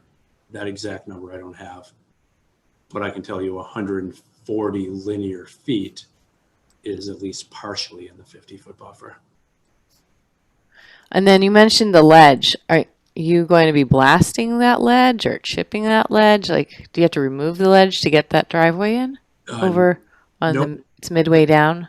Nope, we've designed it so that we don't have to remove the ledge. The driveway goes right up over the ledge. So there's no blasting, Jeff? Correct. On the property at all? Correct. Jeff, quick question. The boulder wall, is that going to be something that's actually like cemented together, or is it more of like just kind of like a pile, or is it more of a formal wall?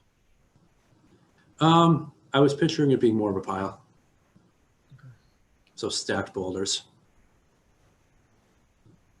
Stacked boulders sounds like a wall, that's for sure. You're going to include that in the area when you calculate the area of disturbance? We do, yes. Would that be a new figure? No, we're including that area. The wall's already inside the disturbance area. Yeah, the wall is. That's part of that 1,950 square feet. Okay. Jeff, have you discussed with Brad why nothing's growing in the lower area, or very little is growing in the bottom area, including the BVW and the left and right of it? No, I haven't. There's nothing there? No, I haven't. Okay. I can give you the obvious reason, because it's wet and soggy most of the year. It's true BVW.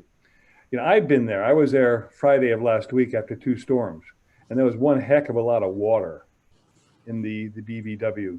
It was right up to the bottom of the pipe. Whether it had gone in or not, I couldn't tell because I hadn't been there overnight. And I would assume with the storm on Monday, there was even more water, all right? And one of the reasons you don't get a lot of plant here is that because the soil is predominantly hydric, that it's wet and moist most of the time. We don't have here what I would call an isolated BVW, which is normally dry, Jeff. I think we have something here which is wet, and shrubs and trees will not grow there. unless special precautions are taken. And what takes over are, for the most part, local perennials, weeds, anything invasive that comes by. And that's what you see in the BVW and also in the surrounding area there. If you stand back and you look at this, you realize that the natural geological structure, and I'd like to get Tom's opinion on this as a geologist, that the road wasn't there naturally. There was a gully that started on the right of your diagram, goes across where the road is, and then pushes down into the BVW to the left of the road. It was all one big BVW. And I'm willing to bet that most of the water that's in the bordering vegetated wetland actually ends up going underneath the road and doesn't go through the pipe. It seeps down underneath the road to the lower BVW, all right? And I think it truly is a BVW, not just something that happened to be classified that way because it was a 4-inch pipe, all right? And I think I was told, by someone that the road was put in 15 years ago, that in order to open up the properties up above, that was a construction, they put the pipe in somewhere around then. But the natural structure here is to have one large BVW draining into the lower area. So I agree, Eric, that this is clearly, the road has acted as a dam here with really an inadequate drain to it. A 4-inch pipe is pretty undersized, because if you look at the contours here, all the way up to the lawn behind the house on the east end of the house, all of that is draining directly into this basin, if you will. And the road is acting like a dam. I can imagine when that pipe, during the winter, if that pipe gets clogged with ice, it's going to go right over the road. And I suspect the neighbors have probably observed this on more than one occasion. yeah, But clearly that the road was built without, first of all, without adequate connection between these. There should be a culvert there, certainly bigger than 4 inches. And the road is obviously a man-made structure. This was part of a gully. And like I say, if you look at the contours, you can trace the drainage of that gully all the way back up pretty much to your proposed septic system, which is also a little worrisome. Maybe if it doesn't, if it's perking, it's going to go right down the drain there into that bordering wetland area. Yeah, I'll just say, Tom, that you're absolutely right. When I was out there, the neighbor who lives past this area further north stopped, and I talked with her for a few minutes, and she actually said that in the spring that this does fill with water, and that it does actually overtop over the road occasionally. It wouldn't take much vegetation plugging that pipe. You don't even need ice. The 4-inch pipe is really small, for particularly considering the area that gets drained into that. Yeah, I think that was like an afterthought that somebody said, hey, we need to stick something through here. and I think it's the presence of that water, Jeff, which explains why nothing grows in the basin. All you find are very weak-kneed perennials, weeds, but there's nothing, very little substantial there. I think it's because of the hydrology for a good part of the year down there. And I think Brad's plantings that go in will probably not survive. I give them very low chance. I think given the presence of high water there, none of the plants he's proposing are actually water plants that are meant to grow with their roots in water. And I think the planting plan will not survive.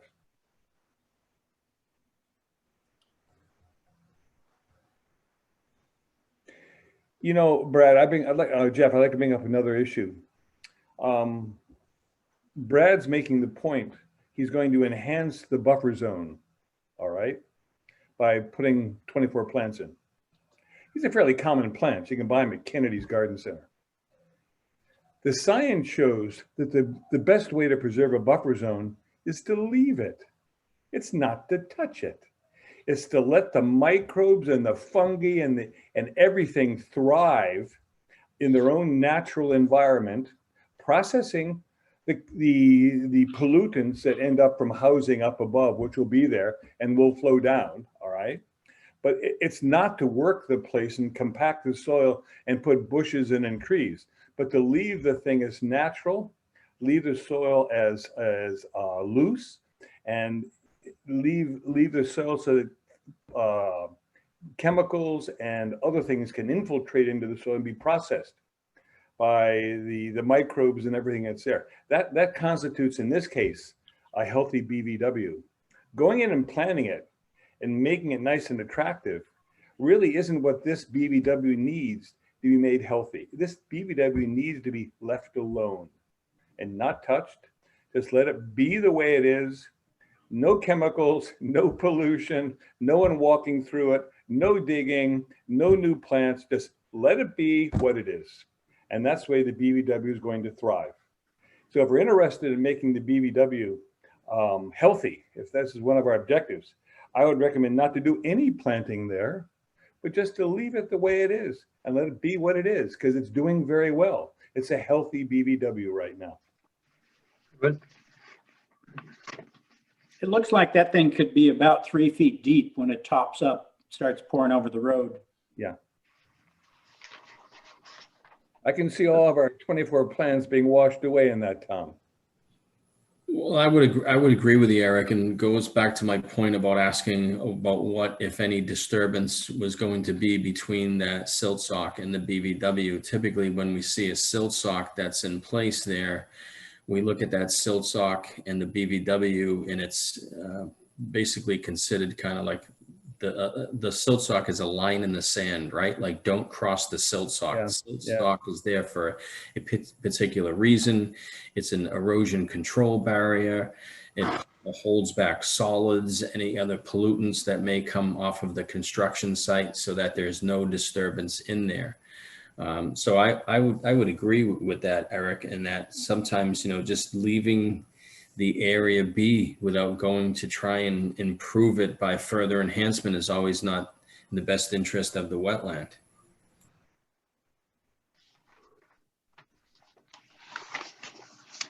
Jeff Hassett, can we switch gears a little bit and talk about the actual house, etc.?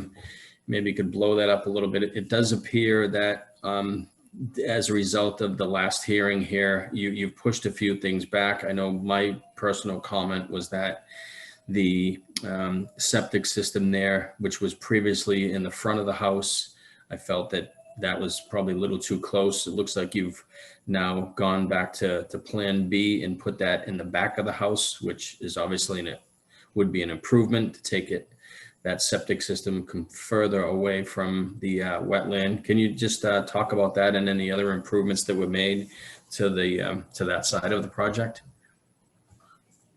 Yeah, sure. So, yeah, as you mentioned, the required setback for a septic to a BVW is 50 feet. And we had, in the original filing, the septic was in the front yard here, close to the 50-foot buffer. We've moved it now to the backyard, where it's at a minimum distance of 175 feet to the wetland. So it's more than three times the required distance from the wetland. So I think that's a big improvement. Also, on the original filing, we only had a 25-foot buffer to the wetland. So we basically made the front yard 25 feet shorter. So it's less of a lawn area. And we're keeping that rain garden in the front yard.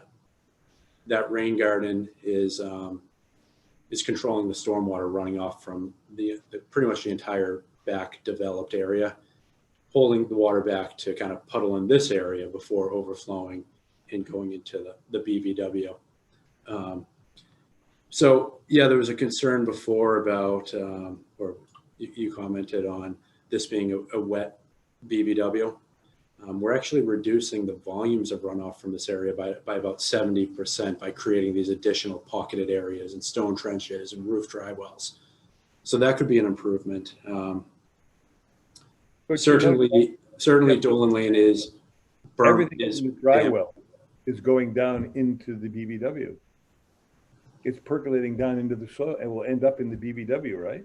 It will, yes. It's recharging the groundwater, and ultimately, yeah, that's the water is going to the BVW, but it holds it back. It takes longer for it to get there. So you're controlling those peak volumes. When it really downpours, it takes But yeah, certainly Dolan Lane is working as a dam. The natural flow pattern is towards and across Dolan Lane. So at some point when they built up Dolan Lane, it dammed it off, creating a wetland. And then they paved it and they added this pipe, which is certainly undersized. As far as this planting area, I'll consult with Brad about that. I've heard a few comments. Like if we are going to plant it, let's show where they are. Certainly we keep them up in the drier area, closer to the erosion barrier, and show exactly where they're going. And I just want to clarify that the intent of this planting area is not to beautify it and make it attractive and landscape it. It's to leave everything natural and add additional berry producing plants to improve the wildlife in this area. It's not to beautify it. And I can talk to Brad. We've done other plans for areas like this where he talks about piling sticks and making little habitats for the critters. So there's other stuff we can certainly look at in that area to incorporate some of your comments. But I guess that's kind of the long-winded answer to the back area. Jeff, let me bring up one further issue here. In our regs, when you alter the buffer zone, we need to have a 2-for-1 replication. All right, and I think when you go back and look at this with Brad, we need to know where that 4,000-foot replication area is going to be, because there's 2,000 square feet of cannibalized buffer zone, and that has to be replaced 2-for-1, and it cannot be put in another buffer zone. It's got to go someplace else, and that's section 32B1 that outlines that very clearly. So I think you're going to have to deal with that. Okay, we'll do that. Right.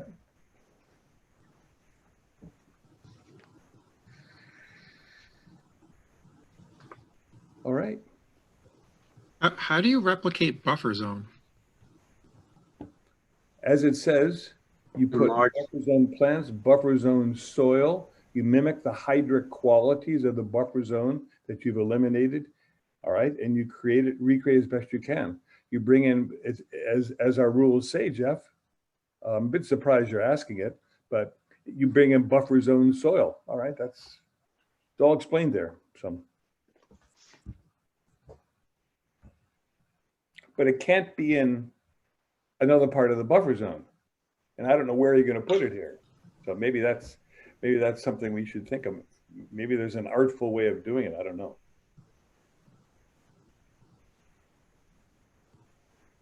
But it's okay.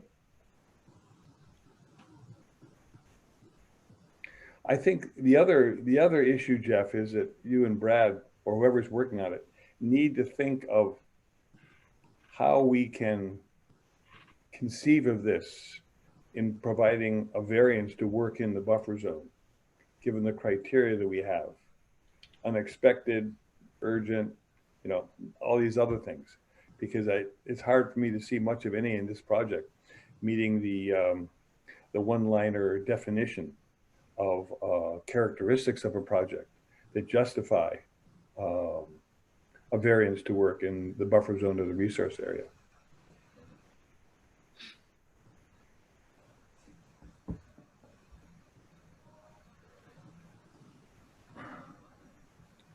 Does anybody else have any comments? Jeff Summers, I don't know if you can comment on this right now, or maybe someone else can. Again, I'm reading from the bylaws, section 27A1, where it says there'll be no alteration in the 50-foot buffer except as necessary to access a crossing over the resource area if such a crossing is permitted pursuant to section 32B. Now 32B only allows for a area of 1,000 feet of alteration unless we get into the wording where it says this is deemed to be unique and unusual. Am I correct on that? Yeah, I think what Jeff Hassett was implying is that since this is the only route to access the property, that in itself is rare and unusual.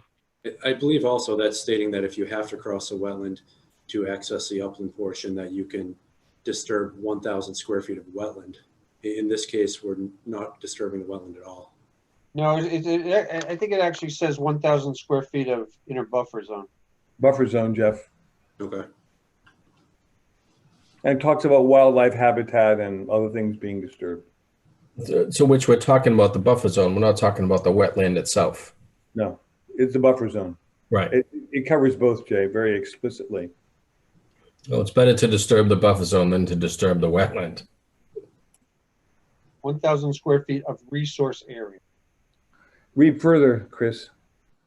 not just BVW, but excluding vernal pools. Yeah, read after the end of brackets. Yeah, so it's saying Of an resource area within area. the buffer zone found to have wildlife habitat value. It's the Right. same. Is this area have notable habitat value? I mean, as we mentioned, You're asking there's that sparse question? vegetation and we're looking to improve it. Yeah. You're asking the question whether this wild area has any habitat value for animals? Come on. The answer is certainly. It's not the Serengeti Plain, no. But it's a wild habitat area for all sorts of animals in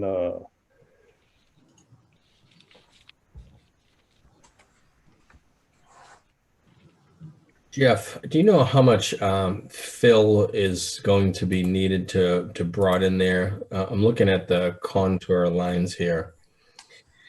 And starts off at 53, slowly works out itself up to about 60, 61 there. Kind of levels off at 60 and becomes flat. But any idea of how much fill would need to be brought in for the driveway up to the 61-foot contour level to get you out of the 50? I don't have a volume of that. I can calculate it for you though.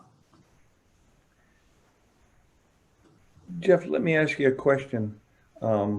It's been alleged by people who live in the area that a number of times during the winter, there is the road that crosses between the BBWs overflows with a generous amount of water. Does this make a difference to the builder? Because it's going to go on the driveway too. It's going to inundate that whole area down below, Jeff, coming down from the right. And I'm not short of rebuilding the whole road, which you haven't discussed, how you can deal with that issue. It may not be something which is workable. It certainly is not an environment for putting new plants in, because they're not going to stay. It won't survive that much water in the winter. So, what are your feelings about that? So the intent would not be to plant plants immediately adjacent to the wetland. If it's going to be too wet and they're not going to survive, we'd want to keep them up closer to the limit of work in the drier areas. But if the road is overwashed in water, I assume this is a negative for the project in the area. It doesn't make any difference. I mean, certainly if there's a chance to improve it, we'd be interested. We did talk about maybe replacing that culvert and putting in a bigger culvert lower. Yeah, that's something I wanted to talk to you about, actually, to get your thoughts on it. That would have been one of my first comments from the get-go is by, if you remember correctly, obviously when Brad went out to do the initial wetlands delineation, didn't even see the pipe, which, no surprise. I've been out there a couple of times. I actually haven't really kicked around too much, but you can't see the pipe from the car for that matter. You've got to get out of the car. You've got to go move a bunch of leaves around. Now, of course, there's more leaves on the ground now than normally are. A 4-inch pipe is, just like this. That's not much, and it doesn't take much to clog a 4-inch pipe. A bunch of leaves will clog a 4-inch pipe. So, if the goal here is to alleviate and get the water out of that area and down under the road and over across into the wooded area there, certainly a larger pipe would accomplish that, no doubt. If that were the goal, to get, move the water out of that area faster. Yeah, it's something Brad Holmes brought up as well. It'd be a good improvement. We did snake the pipe. We thought maybe it was clogged, but that's not the case. It's just not a big enough pipe. You're into another very delicate area when you start redoing the water flow, changing the water flow through a BVW. There are conditions and constraints on that. We can't just go in and open up the flow and have the water all flow out of the BNW because it makes it convenient for the project. That's another side that everyone's going to have to consider if we came to that point in the future. I don't know what the answer would be. But that's definitely a public works issue too. Yeah. But then you'd have to talk about like how you're affecting the wetlands. I think the effect on the wetlands has already taken place. The question is, would an improvement on that road help to restore the wetlands to what they were previously? I mean, restoration is definitely what we're talking about here. That would improve things. Yeah. Is this a private road or a public road? Private. I think it's private. So I don't think the town's involved in this road. Well, the town paved it and plows it apparently. So yeah, how that answers your question, Marianne. I don't know. I thought it was a private road. I thought private roads are not paved, or rather plowed. So that I'm not sure about that. Within Cohasset, I may be off with the number here, but you'd be surprised at the amount of private roads, and don't quote me on this percentage, but it's a very large percentage, somewhere in the neighborhood of 60% of the roads in Cohasset are actually considered private roads. And Tom Bell, you can start smiling now, because Howe Road, which we live on, Howe Road is actually considered a private road. However, the town plows the road. So again, you would be shocked at how many roads in the town are truly considered private. Marianne, my question is, question of the order of priorities. Hobart Lane's entirely private. Yeah, but the town, I got to get a fire engine down there and an ambulance and a police car when the kids riot on the beach. So the town plows it in the winter so the fire engine can get down in the ambulance, because that's a greater need for the town than this question of who owns it. So I would assume that if the town is going to be somewhat maintaining this road, it's the town's responsibility, or if called upon, to make sure that that culvert is not backed up. Whether or not it's a priority of theirs or not, it's another question. But certainly would be the responsible party to go out there and make sure it was free of debris, etc., so that the whole road wasn't completely underwater. Right, or build it up higher, which is not likely to happen. I know. I would say maybe putting a larger culvert is about all you could expect out of cash-strapped Cohasset, Marianne. So, yeah, one solution would be a larger culvert with an outlet control structure on it. Yeah. So, what would you like to do, Jeff? We can talk quite a bit longer. Are there any other questions you have, or? I don't have any other questions myself at this point. I've taken a lot of notes. You have a lot of good recommendations that we can go back to the drawing board and see if we can't incorporate, and maybe push this out for probably 2 meetings, I would think. Yeah. Can I ask you a stupid question?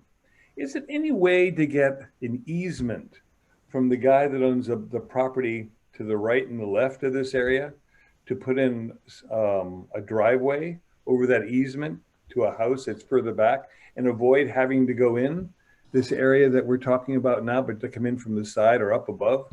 And these things do happen between private landowners. Is that something that's conceivable, or? We can ask the property owner on the right. Due to ledge and faces and such on the left, I don't think it's feasible, even if they were willing.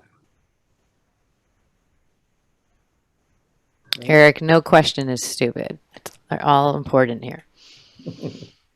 What about building a garage down below and walking up? I mean, how many people in this town actually use their garage as a garage? The garage would be in the 50 Yeah, foot. Jay does. I do. I'm trying to think out of the box whereby we can possibly make something work here. Yeah. Well, I think, I think you have to look at this project and see clearly, when I look at it, I immediately see, okay, work in the 50. And to me, that's usually like a big red flag. However, I'm looking at this project as what it is here. I'm looking at the variance request. As was alluded to earlier, the driveway could probably be pushed over a little bit more to take it more or closer to the 50, and maybe some portions completely out of the 50 at the beginning stages. However, looking at that would require some extreme ledge removal. I think that the environmental damage as a result of the blasting in the ledge would be much more sensitive to the area than it would be to just do a little bit more work in the 50 and put the pervious pavement in there. So, those are some of the things I look at. I would commend Jeff for moving the septic system way back to over, was it 175 feet from the BVW, and not having it in front of the house, and continuing to push that driveway once it got out of the ledge area to the minimum setback, whatever it was, to stay as far as you could out of the wetland area. The house itself, I'm giving you the big overview here. The house itself, like 95% of the house is actually out of the 100-foot buffer. I think the issue here is going back and looking at this native planting area. And to Eric's point, I completely agree with you. Probably would be best to just leave that alone. But if there were to be some plantings down there, I personally would like to see the exact diagram of where they were, questioning whether they're going to thrive or not. Probably not. So why put them in there? So those are just some of the comments, that I would have here.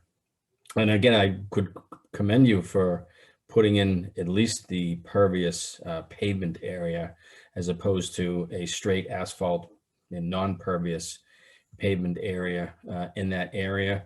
I don't think the water is going to come off of the road and actually come up onto the driveway itself. It might dip down a foot or so at the beginning, but it quickly comes, the contour of the road looks like it's 55.38 feet.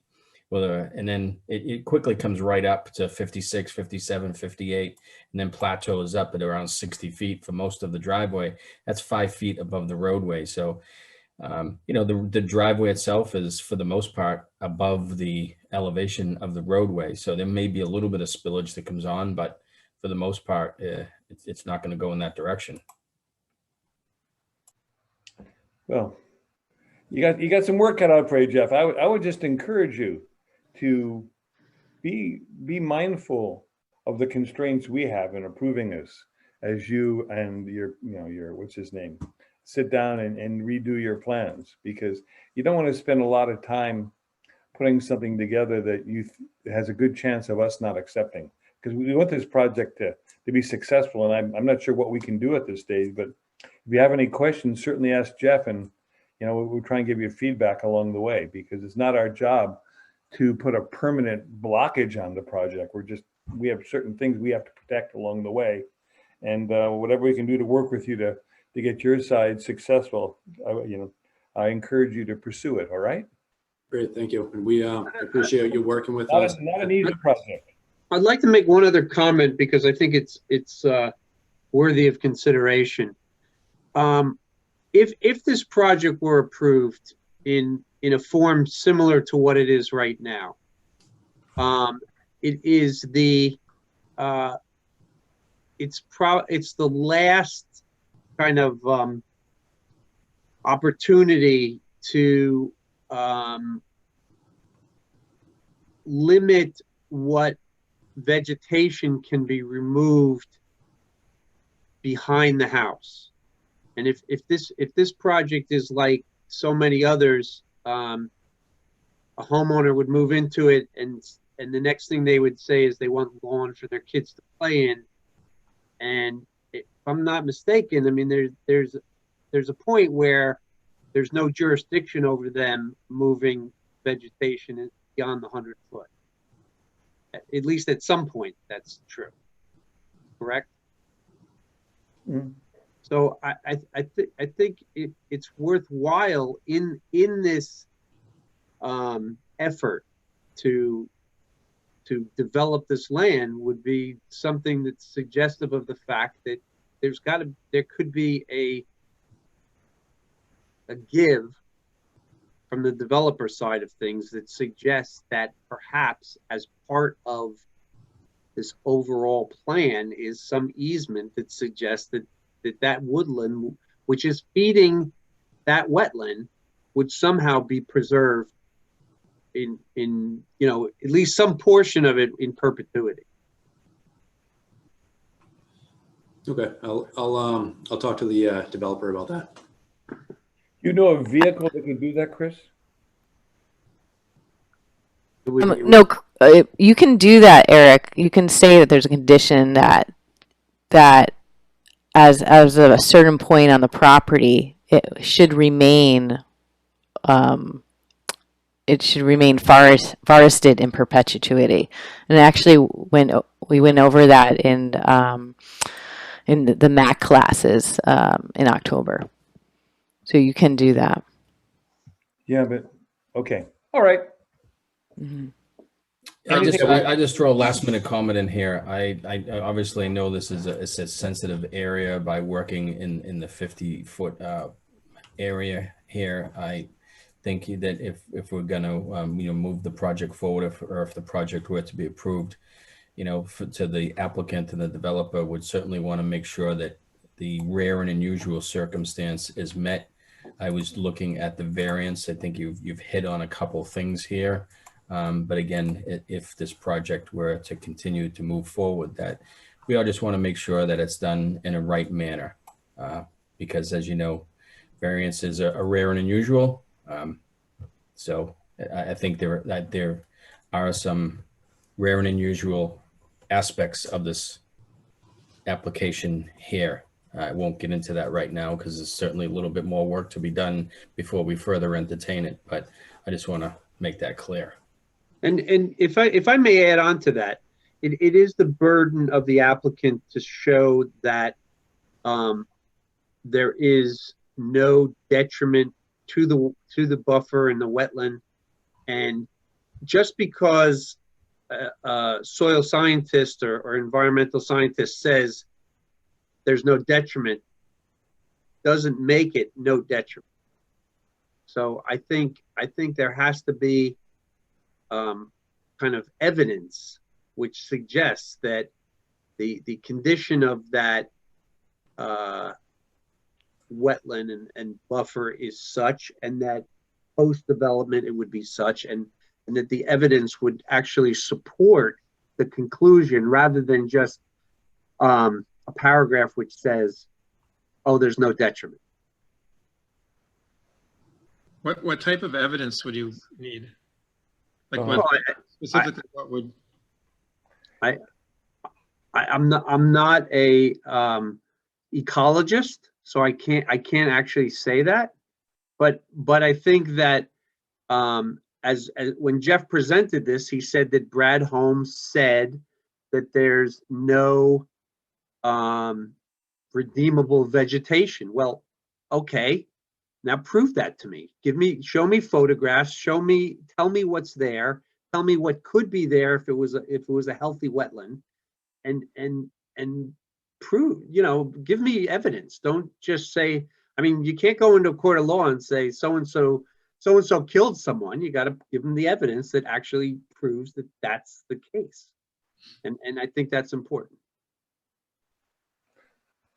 But Jeff, we for a long period of time have been talking about leaving this as a no disturbed area, the 50-foot buffer zone.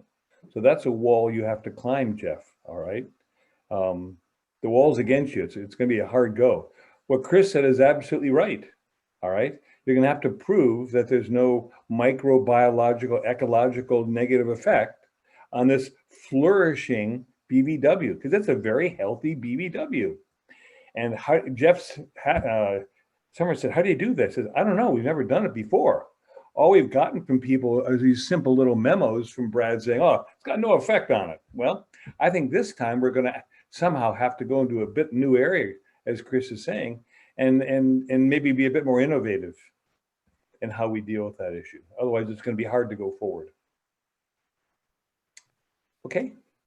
Jeff, just an administrative point. Can we have the revisions a week before the next hearing? I know we've generally been accepting them the Tuesday before the meeting. It's actually in our rules and regulations that we would have them a week before the meeting, but we haven't been upholding that. But we would like to start enforcing that to give us enough time to get the documents uploaded onto OneDrive, get the documents uploaded onto the town website, so anybody who's interested will have enough time to review it, and so the commission will have enough time to review it. So I know that will put a little more pressure on you as far as not having a lot more time, but if we could get that a week in advance, that would be great. Okay. All right. Would it be okay if we push this out until the 17th, knowing that I might continue it again, because that only gives me a week? But beyond that, we're getting into Christmas and the New Year's. I assume if we push it out 2 meetings, it might be more like over a month. Whatever you recommend, Jeff, it's up to you. All We're right. more than willing to hear you on the 17th, whatever you have, if you want to go forward. Okay. Yeah, let's put it on tentatively for the 17th, if Okay. you don't mind. And I understand all of the concerns about the sensitive area, and we now are working within the 50-foot buffer, and the burden is on us. So I have a ton of notes here, and I think there's a lot of stuff we can go back and Good. work on. Okay. Jeff, thank you very much. Thank you. Thank you. We'll Have a see good you on the evening, everyone. 17th, I hope. Thanks, Jeff. Have a good night. Thank Thank you. All right. Unless someone has something else to add, we have a few, 4 or 5 further subjects here, more administrative. Approval of minutes. I've made my comments to Angela. Does anybody else have anything you'd like to add to the minutes? No, I made some minor edits and comments to Angela as well. Yeah. Minutes of the 5th and minutes of the 19th as well. I assume you got those, Angela. Okay. Well, yeah, I've told Angela, and I think everything sorted out from my viewpoint. Can someone make a motion to accept the minutes, please? Jay Pimpari, make a motion to accept the minutes of 11/5 and 11/19. Second. Fine.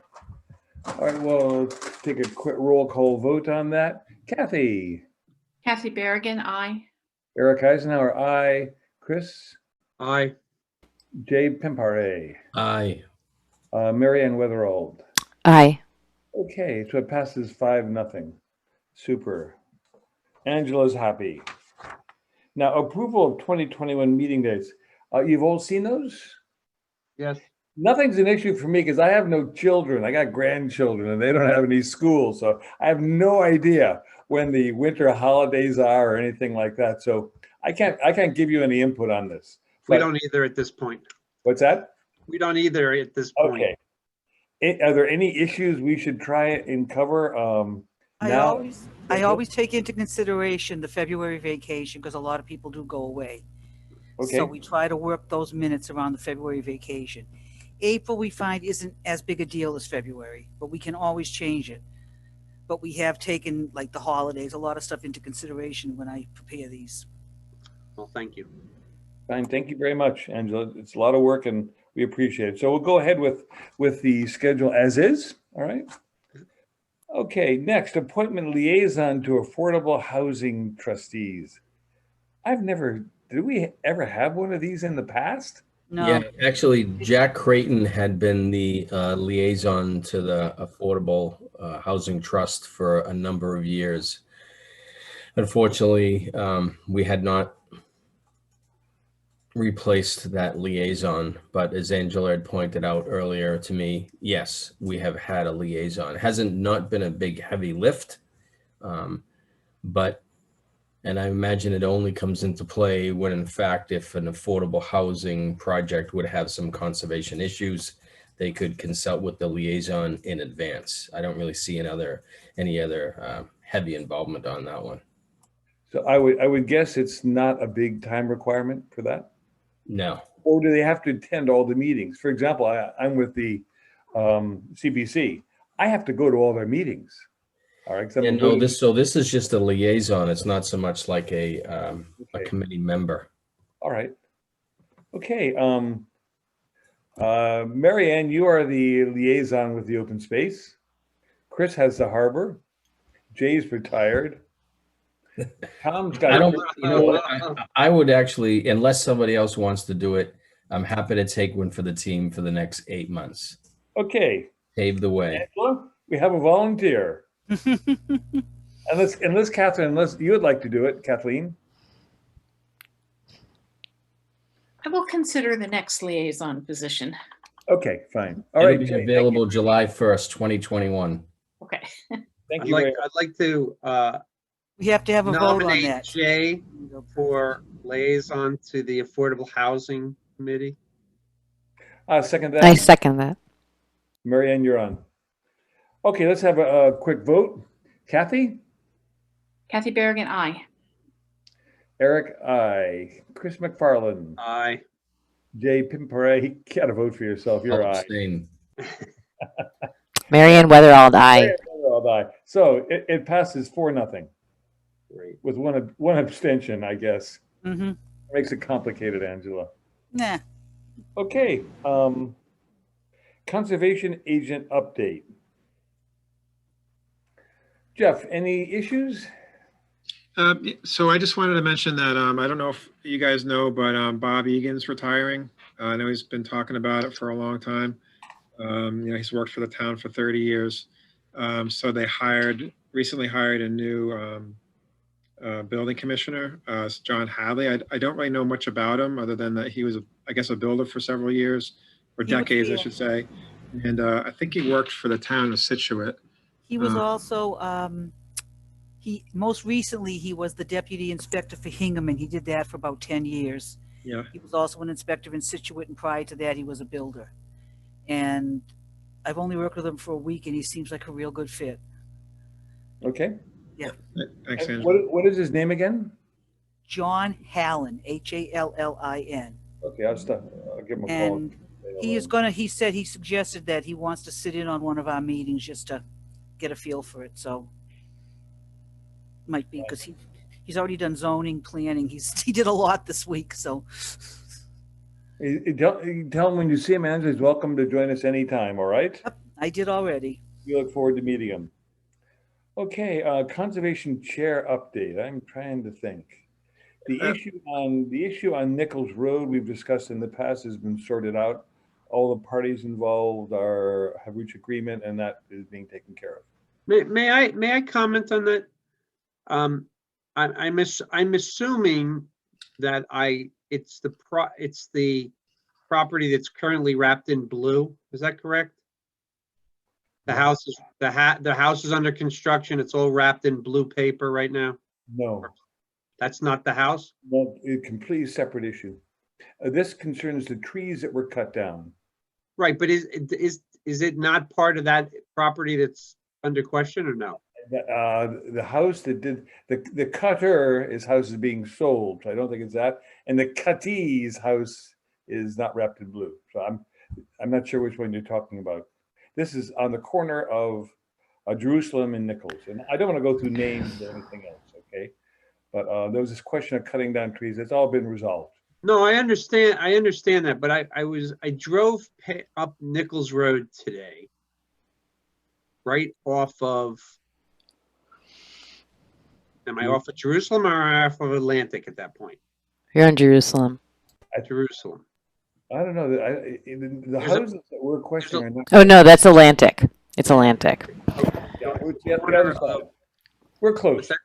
I think you're referencing a different property than Eric, and you're Right. talking about the property I think that we talked about like 6 or 7 months ago with a Yes, tennis yes, court or yes. pool. Yeah, I think, Yes. Okay, then I'll just That- wait for 24-hour items. Sorry. Okay, I just want to make sure it wasn't the same property. okay. Any other subjects we should bring up? Yeah, I Jake? was going to mention, Marianne's neighbor at Redgate, on Redgate Lane. So, You're on.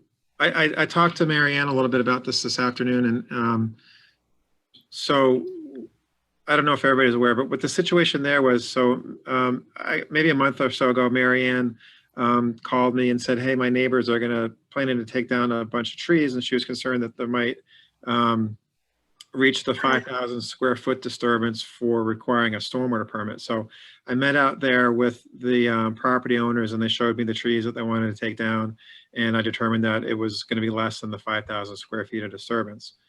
So that part was fine, but then they went beyond that and essentially removed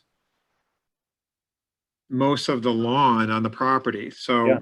now you have this huge area of bare soil.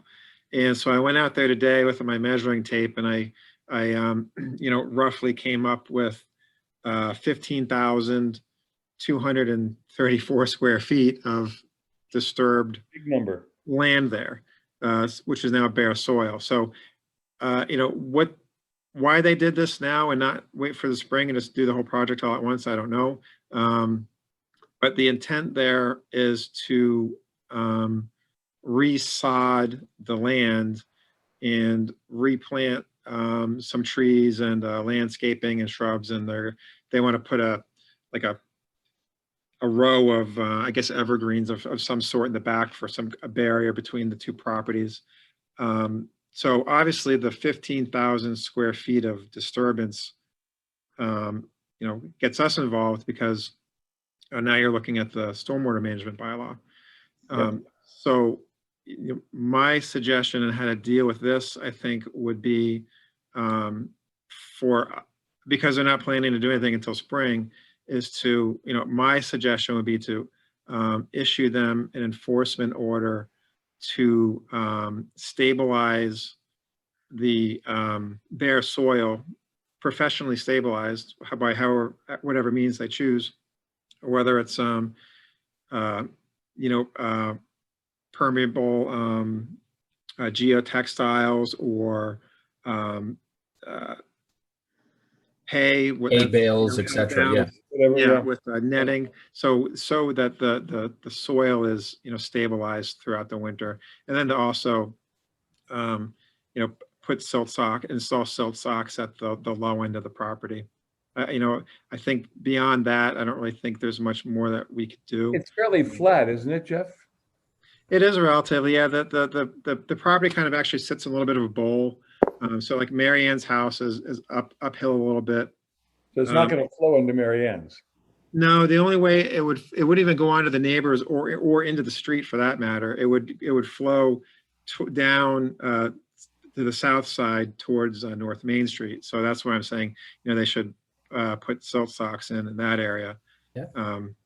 So this is the property at 33 Redgate Lane, just to be specific. And so this is a public setting, and we shouldn't be bringing in any commissioners' names involved with that. So I know people will use that as a reference, but the property is located at 33 Redgate Lane. I happened to be driving through that little cut through the other day and brought that to Jeff's attention because I had not seen that. So brought that to Jeff's attention, and I'm glad you're able to go out there and revisit the site, Jeff, and see what's actually going on there. And I'm supportive of the enforcement order. My question is whether or not it actually triggers a stormwater permit, or we just want to move forward with an enforcement order to have them put a silt sock in there and stabilize the area. It's unknown why anybody would want to disturb that in the first couple of weeks of December, knowing that we're going to have you're not going to be able to put sod in, and to leave an area like that just completely Crazy. mud Crazy. for 2, 3, 4 months is This is, Mary Ann, this, Horrible They practice. could be planning on sodding still. Sod, you can still get sod.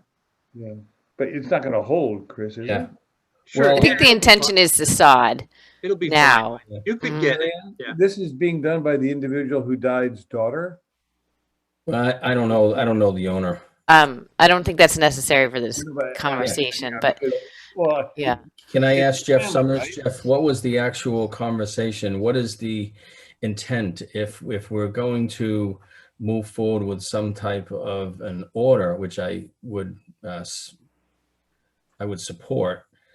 Do they have intentions of putting sod down like next week? Or do they plan on just leaving it as is for the next 3 months? What are their intentions? So I didn't actually speak with them. I spoke with the two workers who are out there. They said to me that they were not planning to put the sod down until spring. Okay. So, however they decide to stabilize the exposed soil, whether it be put down sod or stabilize it somehow, some other way, I think, the goal that we want to have is that they actually stabilize the soil.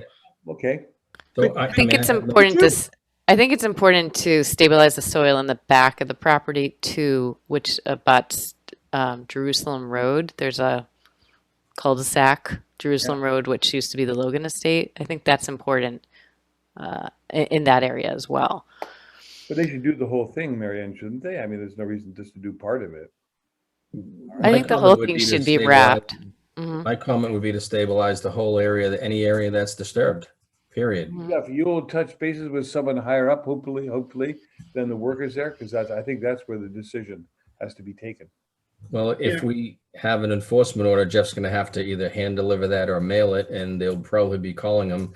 The owner or the property will be getting that order from the agent himself, and will be calling to see what I need to do to comply with it. Okay, I have no problem with, I know you can open up for further discussion, but personally have no problem with an enforcement order for 33 Redgate Lane to stabilize the existing soil area with some type of stabilization barrier. Leave that up to the applicant, whether it be hay, whether it be sod, whether it be whatever material needed in order to stabilize that area, and put a silt sock up around the property. Could I get clarification on the jurisdiction on this? So the total disturbance is approximately 15,000 square feet. So Yes.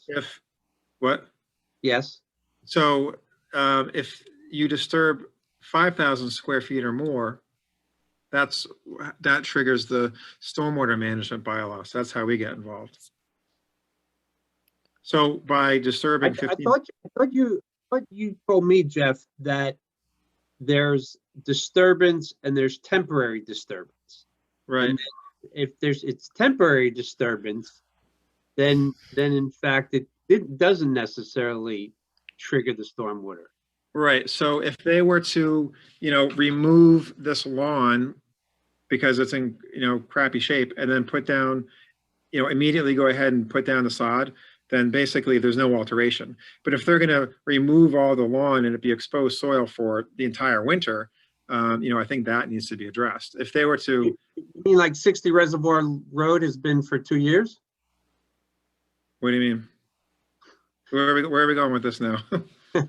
Well, you basically told me that in the exact same situation that I have with my neighbor, Oh. that was a temporary situation, so it doesn't matter. And I'm going into over 2 years now with this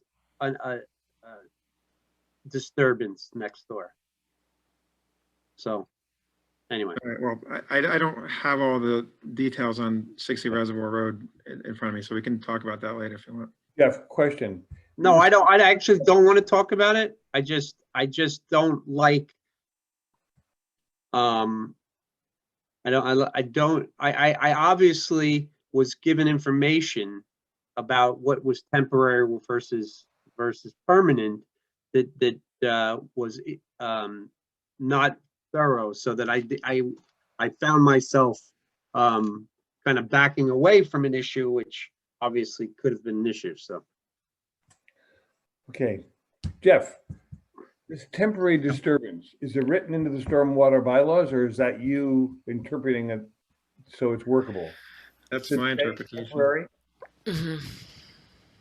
Yeah, I've looked word at temporary in the bylaws. landscaping activities as I've interpreted a disturbance for simple landscaping activities as being exempt, to the point that if somebody says, my lawn looks like crap, I want to bring in, a half an inch of nice loam material, throw the loam down, and then put seed or put sod in there. Is that a alteration? Is it more than 5,000 square feet? Well, if your lawn's bigger than 5,000 square feet, yes. But if it's a alteration that's going to potentially last, 2, 3, 4, 5 days, a week, 2 weeks time frame, then I personally have historically looked at that as exempt. Now, the situation at 33 Redgate Lane, if the applicant were going to put sod in there tomorrow and there was a guarantee, then great. But it does not appear that that's the case here. And it appears that from the onset, this is a classic example of where somebody said, I'm just going to take a couple trees down, and then you go out there, a month later or 2 weeks later, and the whole site is completely disturbed, with no intention on bringing it back to what it was prior to the disturbance. So I don't see this as being exempt. I don't see it as being temporary, if in fact it's going to be left like that for the winter season, the mud season per se, with, rain, The snow word melt, exempt is in the We red. also haven't spoken to the Hold on, homeowner. Brian, We don't have Jeff's. Hold on, Marianne. The word exempt is in the regs, I take it, Jay. No, I'm not saying that it's Or is exempt. that something, That's is my- that a that's my- local policy that we've adopted? That's my personal interpretation. Okay, Marianne? I think we need to speak to the homeowner and get their feedback. Is this temporary or permanent? I think from what I understand, it's not. They plan to have an extensive replanting plan. I don't know the time frame of that, but once the tree trunks were removed from, or what original discussion with Jeff was just cutting, I think that became a large disturbed area. And that's why we're being alerted to this, because it has gone beyond. Bless you. But I think it's important at this point to speak with the homeowner and then Jeff, perhaps, and then make the decision off of that. We don't have all the information at this very point. I think the issuing of an enforcement order here is just trying to be proactive. If they actually, go in and, put the sod down Monday morning, then this is all moot. But in case they don't, then we'll actually have a tool to get them to stabilize the soil. So here's what we do in the federal environmental world with our current administration. We take a very softball approach to things. And here's a potential suggestion, is that for the agent to go out there either tomorrow or Monday morning, speak personally with the owner or the applicant who is ever doing the work out there and say, we discussed this at the meeting last night. And there's another meeting in 2 weeks, December 17th. If the project is not completely stabilized, if sod's not down, if a silt sock's not down, you will be getting an enforcement order that will require you to do all the work. So if you give them the benefit of the doubt, or at least a couple weeks to stabilize the area, and if not, there'll be an enforcement order levied upon them on December 17th. Just a suggestion. Again, it's taken the kind of. Jeff was going to do that. Jeff, you Yes. got it tomorrow? Got it. Well, I won't be here tomorrow, but I'll do it Monday. All right, Monday, as soon as possible. Wait, I think we do need to talk to the homeowner. Yeah, with that's the what we'll do. conversation. That's what he's going to do, Marianne. He's Yeah, going to talk to the manager in charge or the homeowner. All right. Mary, I have their number. I'll call them tomorrow and I'll speak with them. And I'll- Okay, well, yes, rather than Monday, I think we just got to move this along, because then we move it to the enforcement order or whatever. But I think in these unfortunate cases, I think the landscaper, whomever is involved, took it to the next level. And I think conservation was involved from the get-go in this. That was the right thing, but unfortunately, this has gone beyond what was discussed. Yeah, I'll call them tomorrow, and Eric, everything you guys said, I'll pass it on to them. All right. So, and what you And said as well, Jeff. just one last thing, because I'm looking at the participants list. There's nobody on. It's just the 8 of us here. There is nobody, and no attendees here. This gets to be a sensitive issue when. However, this is being recorded. Right. It's being quoted, but it also becomes a sensitive issue when this occurs. And I know Marianne's name has been thrown around here. Marianne has nothing to do with this. This is a commission and an agent choice. And actually, for the record, I sent an email to Jeff yesterday on my own after just potentially ironically driving through that particular area. So I brought this to the attention to Jeff. So we want to be sensitive to the neighbors here, especially when they're commissioners. Thank you. Anybody else? Yeah, I would call to your attention 80 Howe Road, where excavation has started on a new house. This is, they're operating under a stormwater permit that was, I believe, issued in 2017. Since that time, the lot has been clear cut.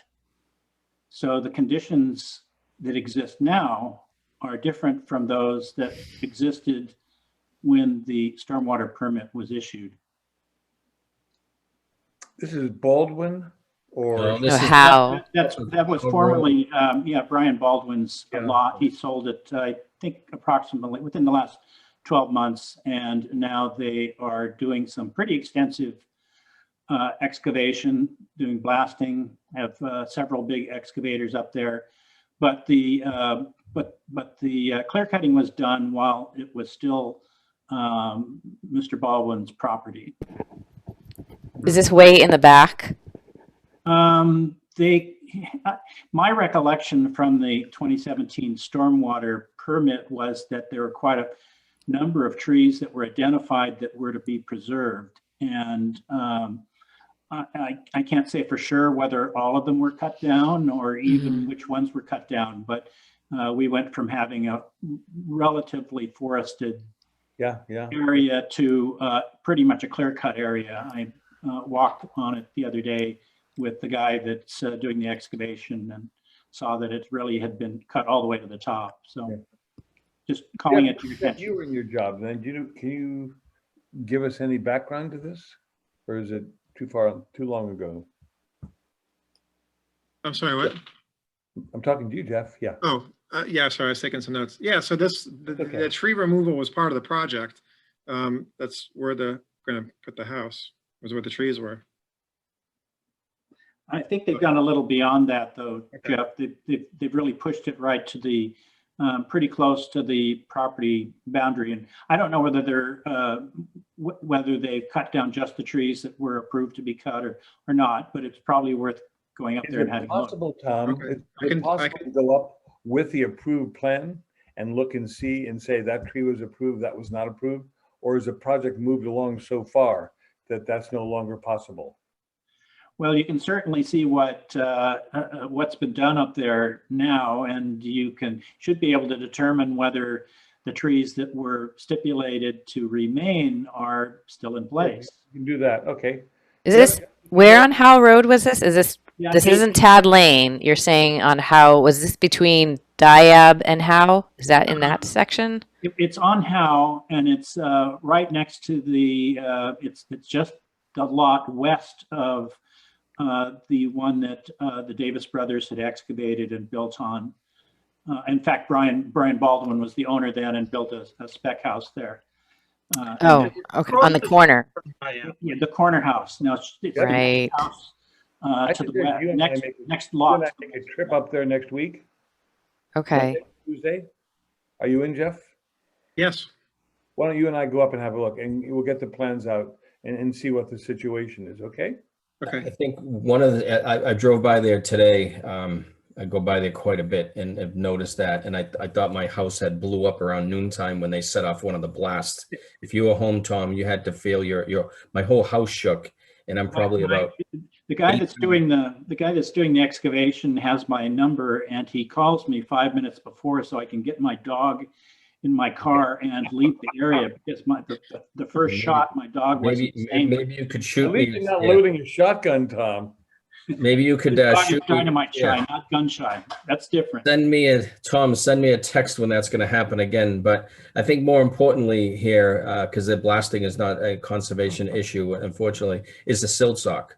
The silt sock that has been along the front of that road has been ripped up, and sediment has overflowed. An actual sediment can overflow a silt sock. It's been that way for quite some time. There's a huge rock pile at the front of the road there. In order to get up onto the driveway, I mean, you have to be a mountain goat to get up there anyway. If you remember, the driveway that we approved was basically like this to go up there. Right. So it's all being rock that's being blasted that was being put in there so somebody doesn't slide down the hill. But take a look at the silt sock. I can tell you right now, the silt sock needs to be completely replaced along Howe Road. We've heard it from all the neighbors at the bottom of Howe Road when the Diab Lane project was being thrown in front of us. The water comes pouring off the top of the hill, and now sediment is coming off the top of the hill, and they can prevent that by having a more efficient silt sock in place. So If you recall, the Diab Lane, the 3 lots owned by, his name escapes me at the moment, but one of the bad actors in town. Right. Matthews, is it? Thanks. His first name At is that Matt. time, I think the Conservation Commission specified that there would be a staging area for contractors to park and supplies to be stockpiled. That doesn't look like it's very practical at 80 Howe, because it's a pretty steep lot, as several of you have noted. So that's a bit of an issue too. It's pretty crowded down there to get past all the machinery and all the trucks that are parked there. And certainly, I know the contractor is doing his best there to keep it clean. He's bringing in a skid steer with a brush on it and stuff, but certainly those, as Jay pointed out, the silt socks have deteriorated over the last 3 years and were in pretty rough shape even before they started this excavation. So I think it just bears an inspection, and particularly with regard to the vegetation that's been removed, and just to confirm that they haven't removed anything they shouldn't have. Okay. That's a tight corner in there. So It is. May I suggest a similar, I'm going back to the property that I mentioned earlier. It's 130 Nichols Road. They were in front of us, as Mary Ann said, 6 or 7 months ago, 8 months ago. I drove by there today, and the disturbance looked a little more extensive than what I remember. And I specifically remember because when the landscape plan was presented to us, there was a copper beech that was kind of central to it, which I mentioned actually had a disease. The copper beech is no longer there. The disease did kill it off. So I just, but I did notice It was 2 weeks ago. So that's a very recent event that they've taken it down. Yeah. It looked pretty diseased 2 weeks ago. It lost half of its foliage, and Well, it was diseased 9 months ago when it was presented to us, but there was a lot of disturbance on the front, right along Nichols Road. So I just think it's worth that property being checked as well. I think that you're right about that. There's been a lot of disturbance along, like a bit of clear cutting, I think, right up between the road, and I think there's a wetland on the other side of that. So the wetland down below, Marianne, isn't it there? yeah, I think it would be within 100 feet of that, but I would take a look at that one. Okay, Jeff? Okay. Jeff, I brought to your attention the project at 100 Nichols Road there yesterday as well, and I know you replied. Can you just let me know what was going on there. The water was literally pouring out like a fire hose out onto Nichols Road and over into the little harbor there. I went up and looked at the site there, and there's two massive holes there. I don't know whether that's going to be a swimming pool or not, but it's all ledge, completely full of water. But it was literally, as you may have witnessed, pouring out of like a fire hose.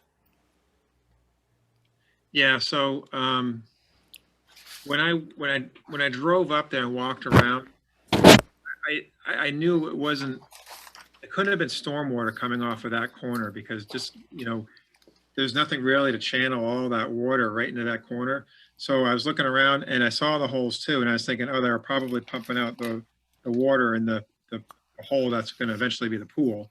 So I started looking for somebody, and I talked to a guy, and he said that they were actually pumping out the basement, that the basement of that house had flooded, and that's what all that water that was coming down was.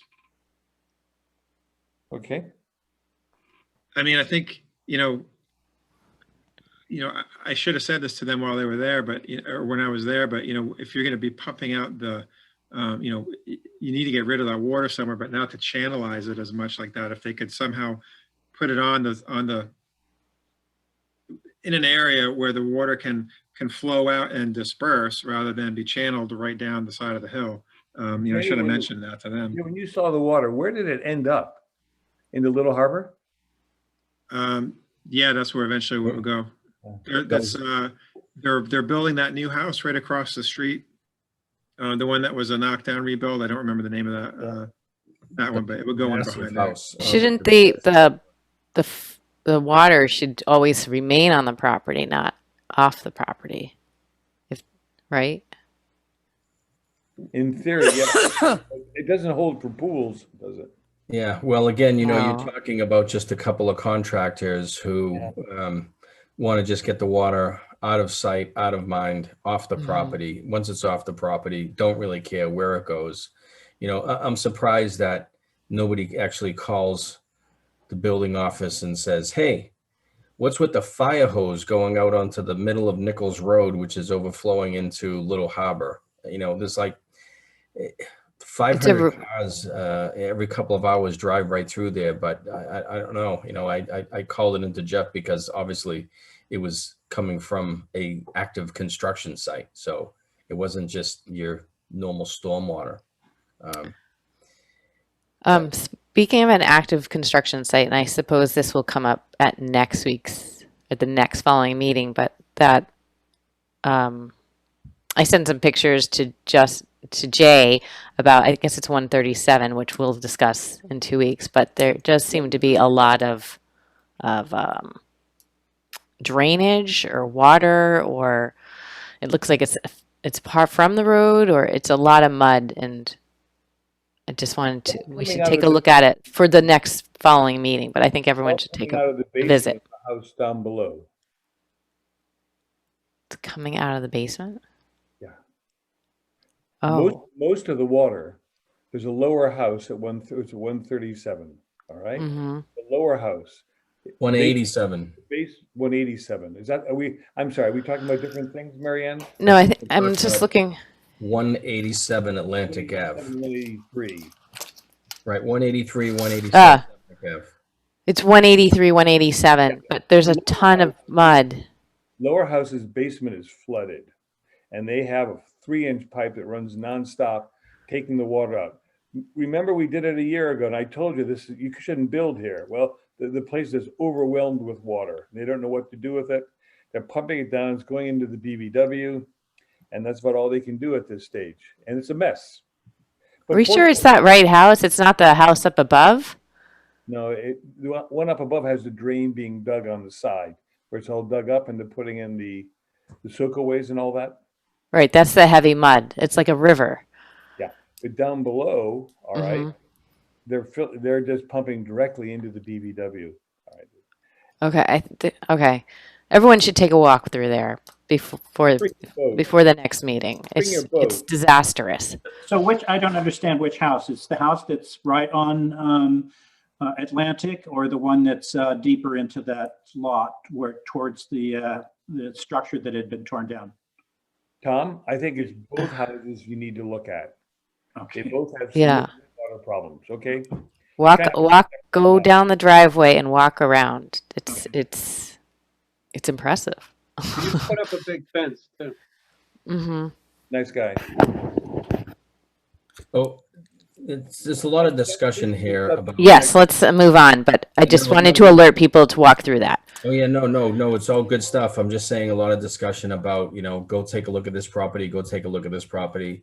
We as commissioners here, clearly, has been pointing out here, are doing a lot of work. We're going out to these sites. You don't even necessarily have to go out to sites. You could just start on one end of Jerusalem Road and try and drive all the way to the other end. And you probably won't get there if you stopped at every construction site, because there would be so many issues that you would find that you'd never get to the end of the road. You'd be stuck at some of these sites half the day. The same thing could be said for Nichols Road and Atlantic Ave.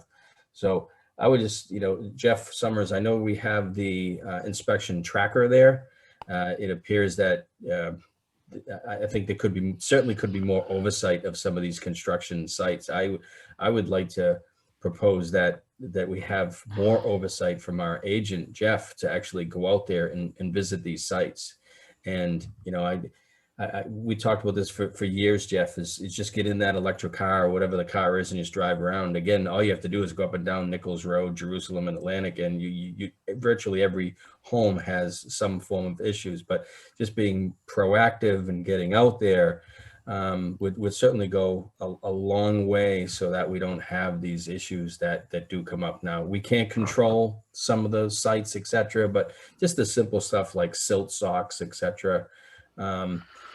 Maybe their new building inspector is going out as well, and you could have some collaboration between the two inspectors, agents, etc. That if they see something, say something.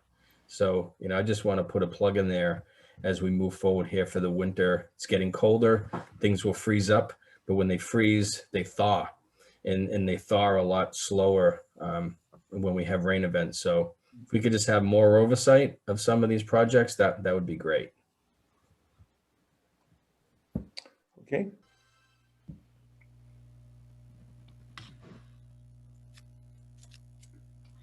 Any other issues, anybody? Jay, anything you want to tell me? I guess Nichols Road is all sorted out now in all respects. Fantastic. Yeah. One of the issues I found was that I see a lot more when I go off the main road onto the side roads. There's a hell of a lot of construction going on in this town within a quarter of a mile of the main roads, Jerusalem, Atlantic, and Nichols. And if you don't get off the main road, you also miss a lot of the work that's going on, Jay. All right. Yeah. Because there are just a lot of new plots popping up on the side streets they're not apparent when you're driving up and down the big roads. You see the glossy ones. You see the ones that make their way into Town and Country magazine.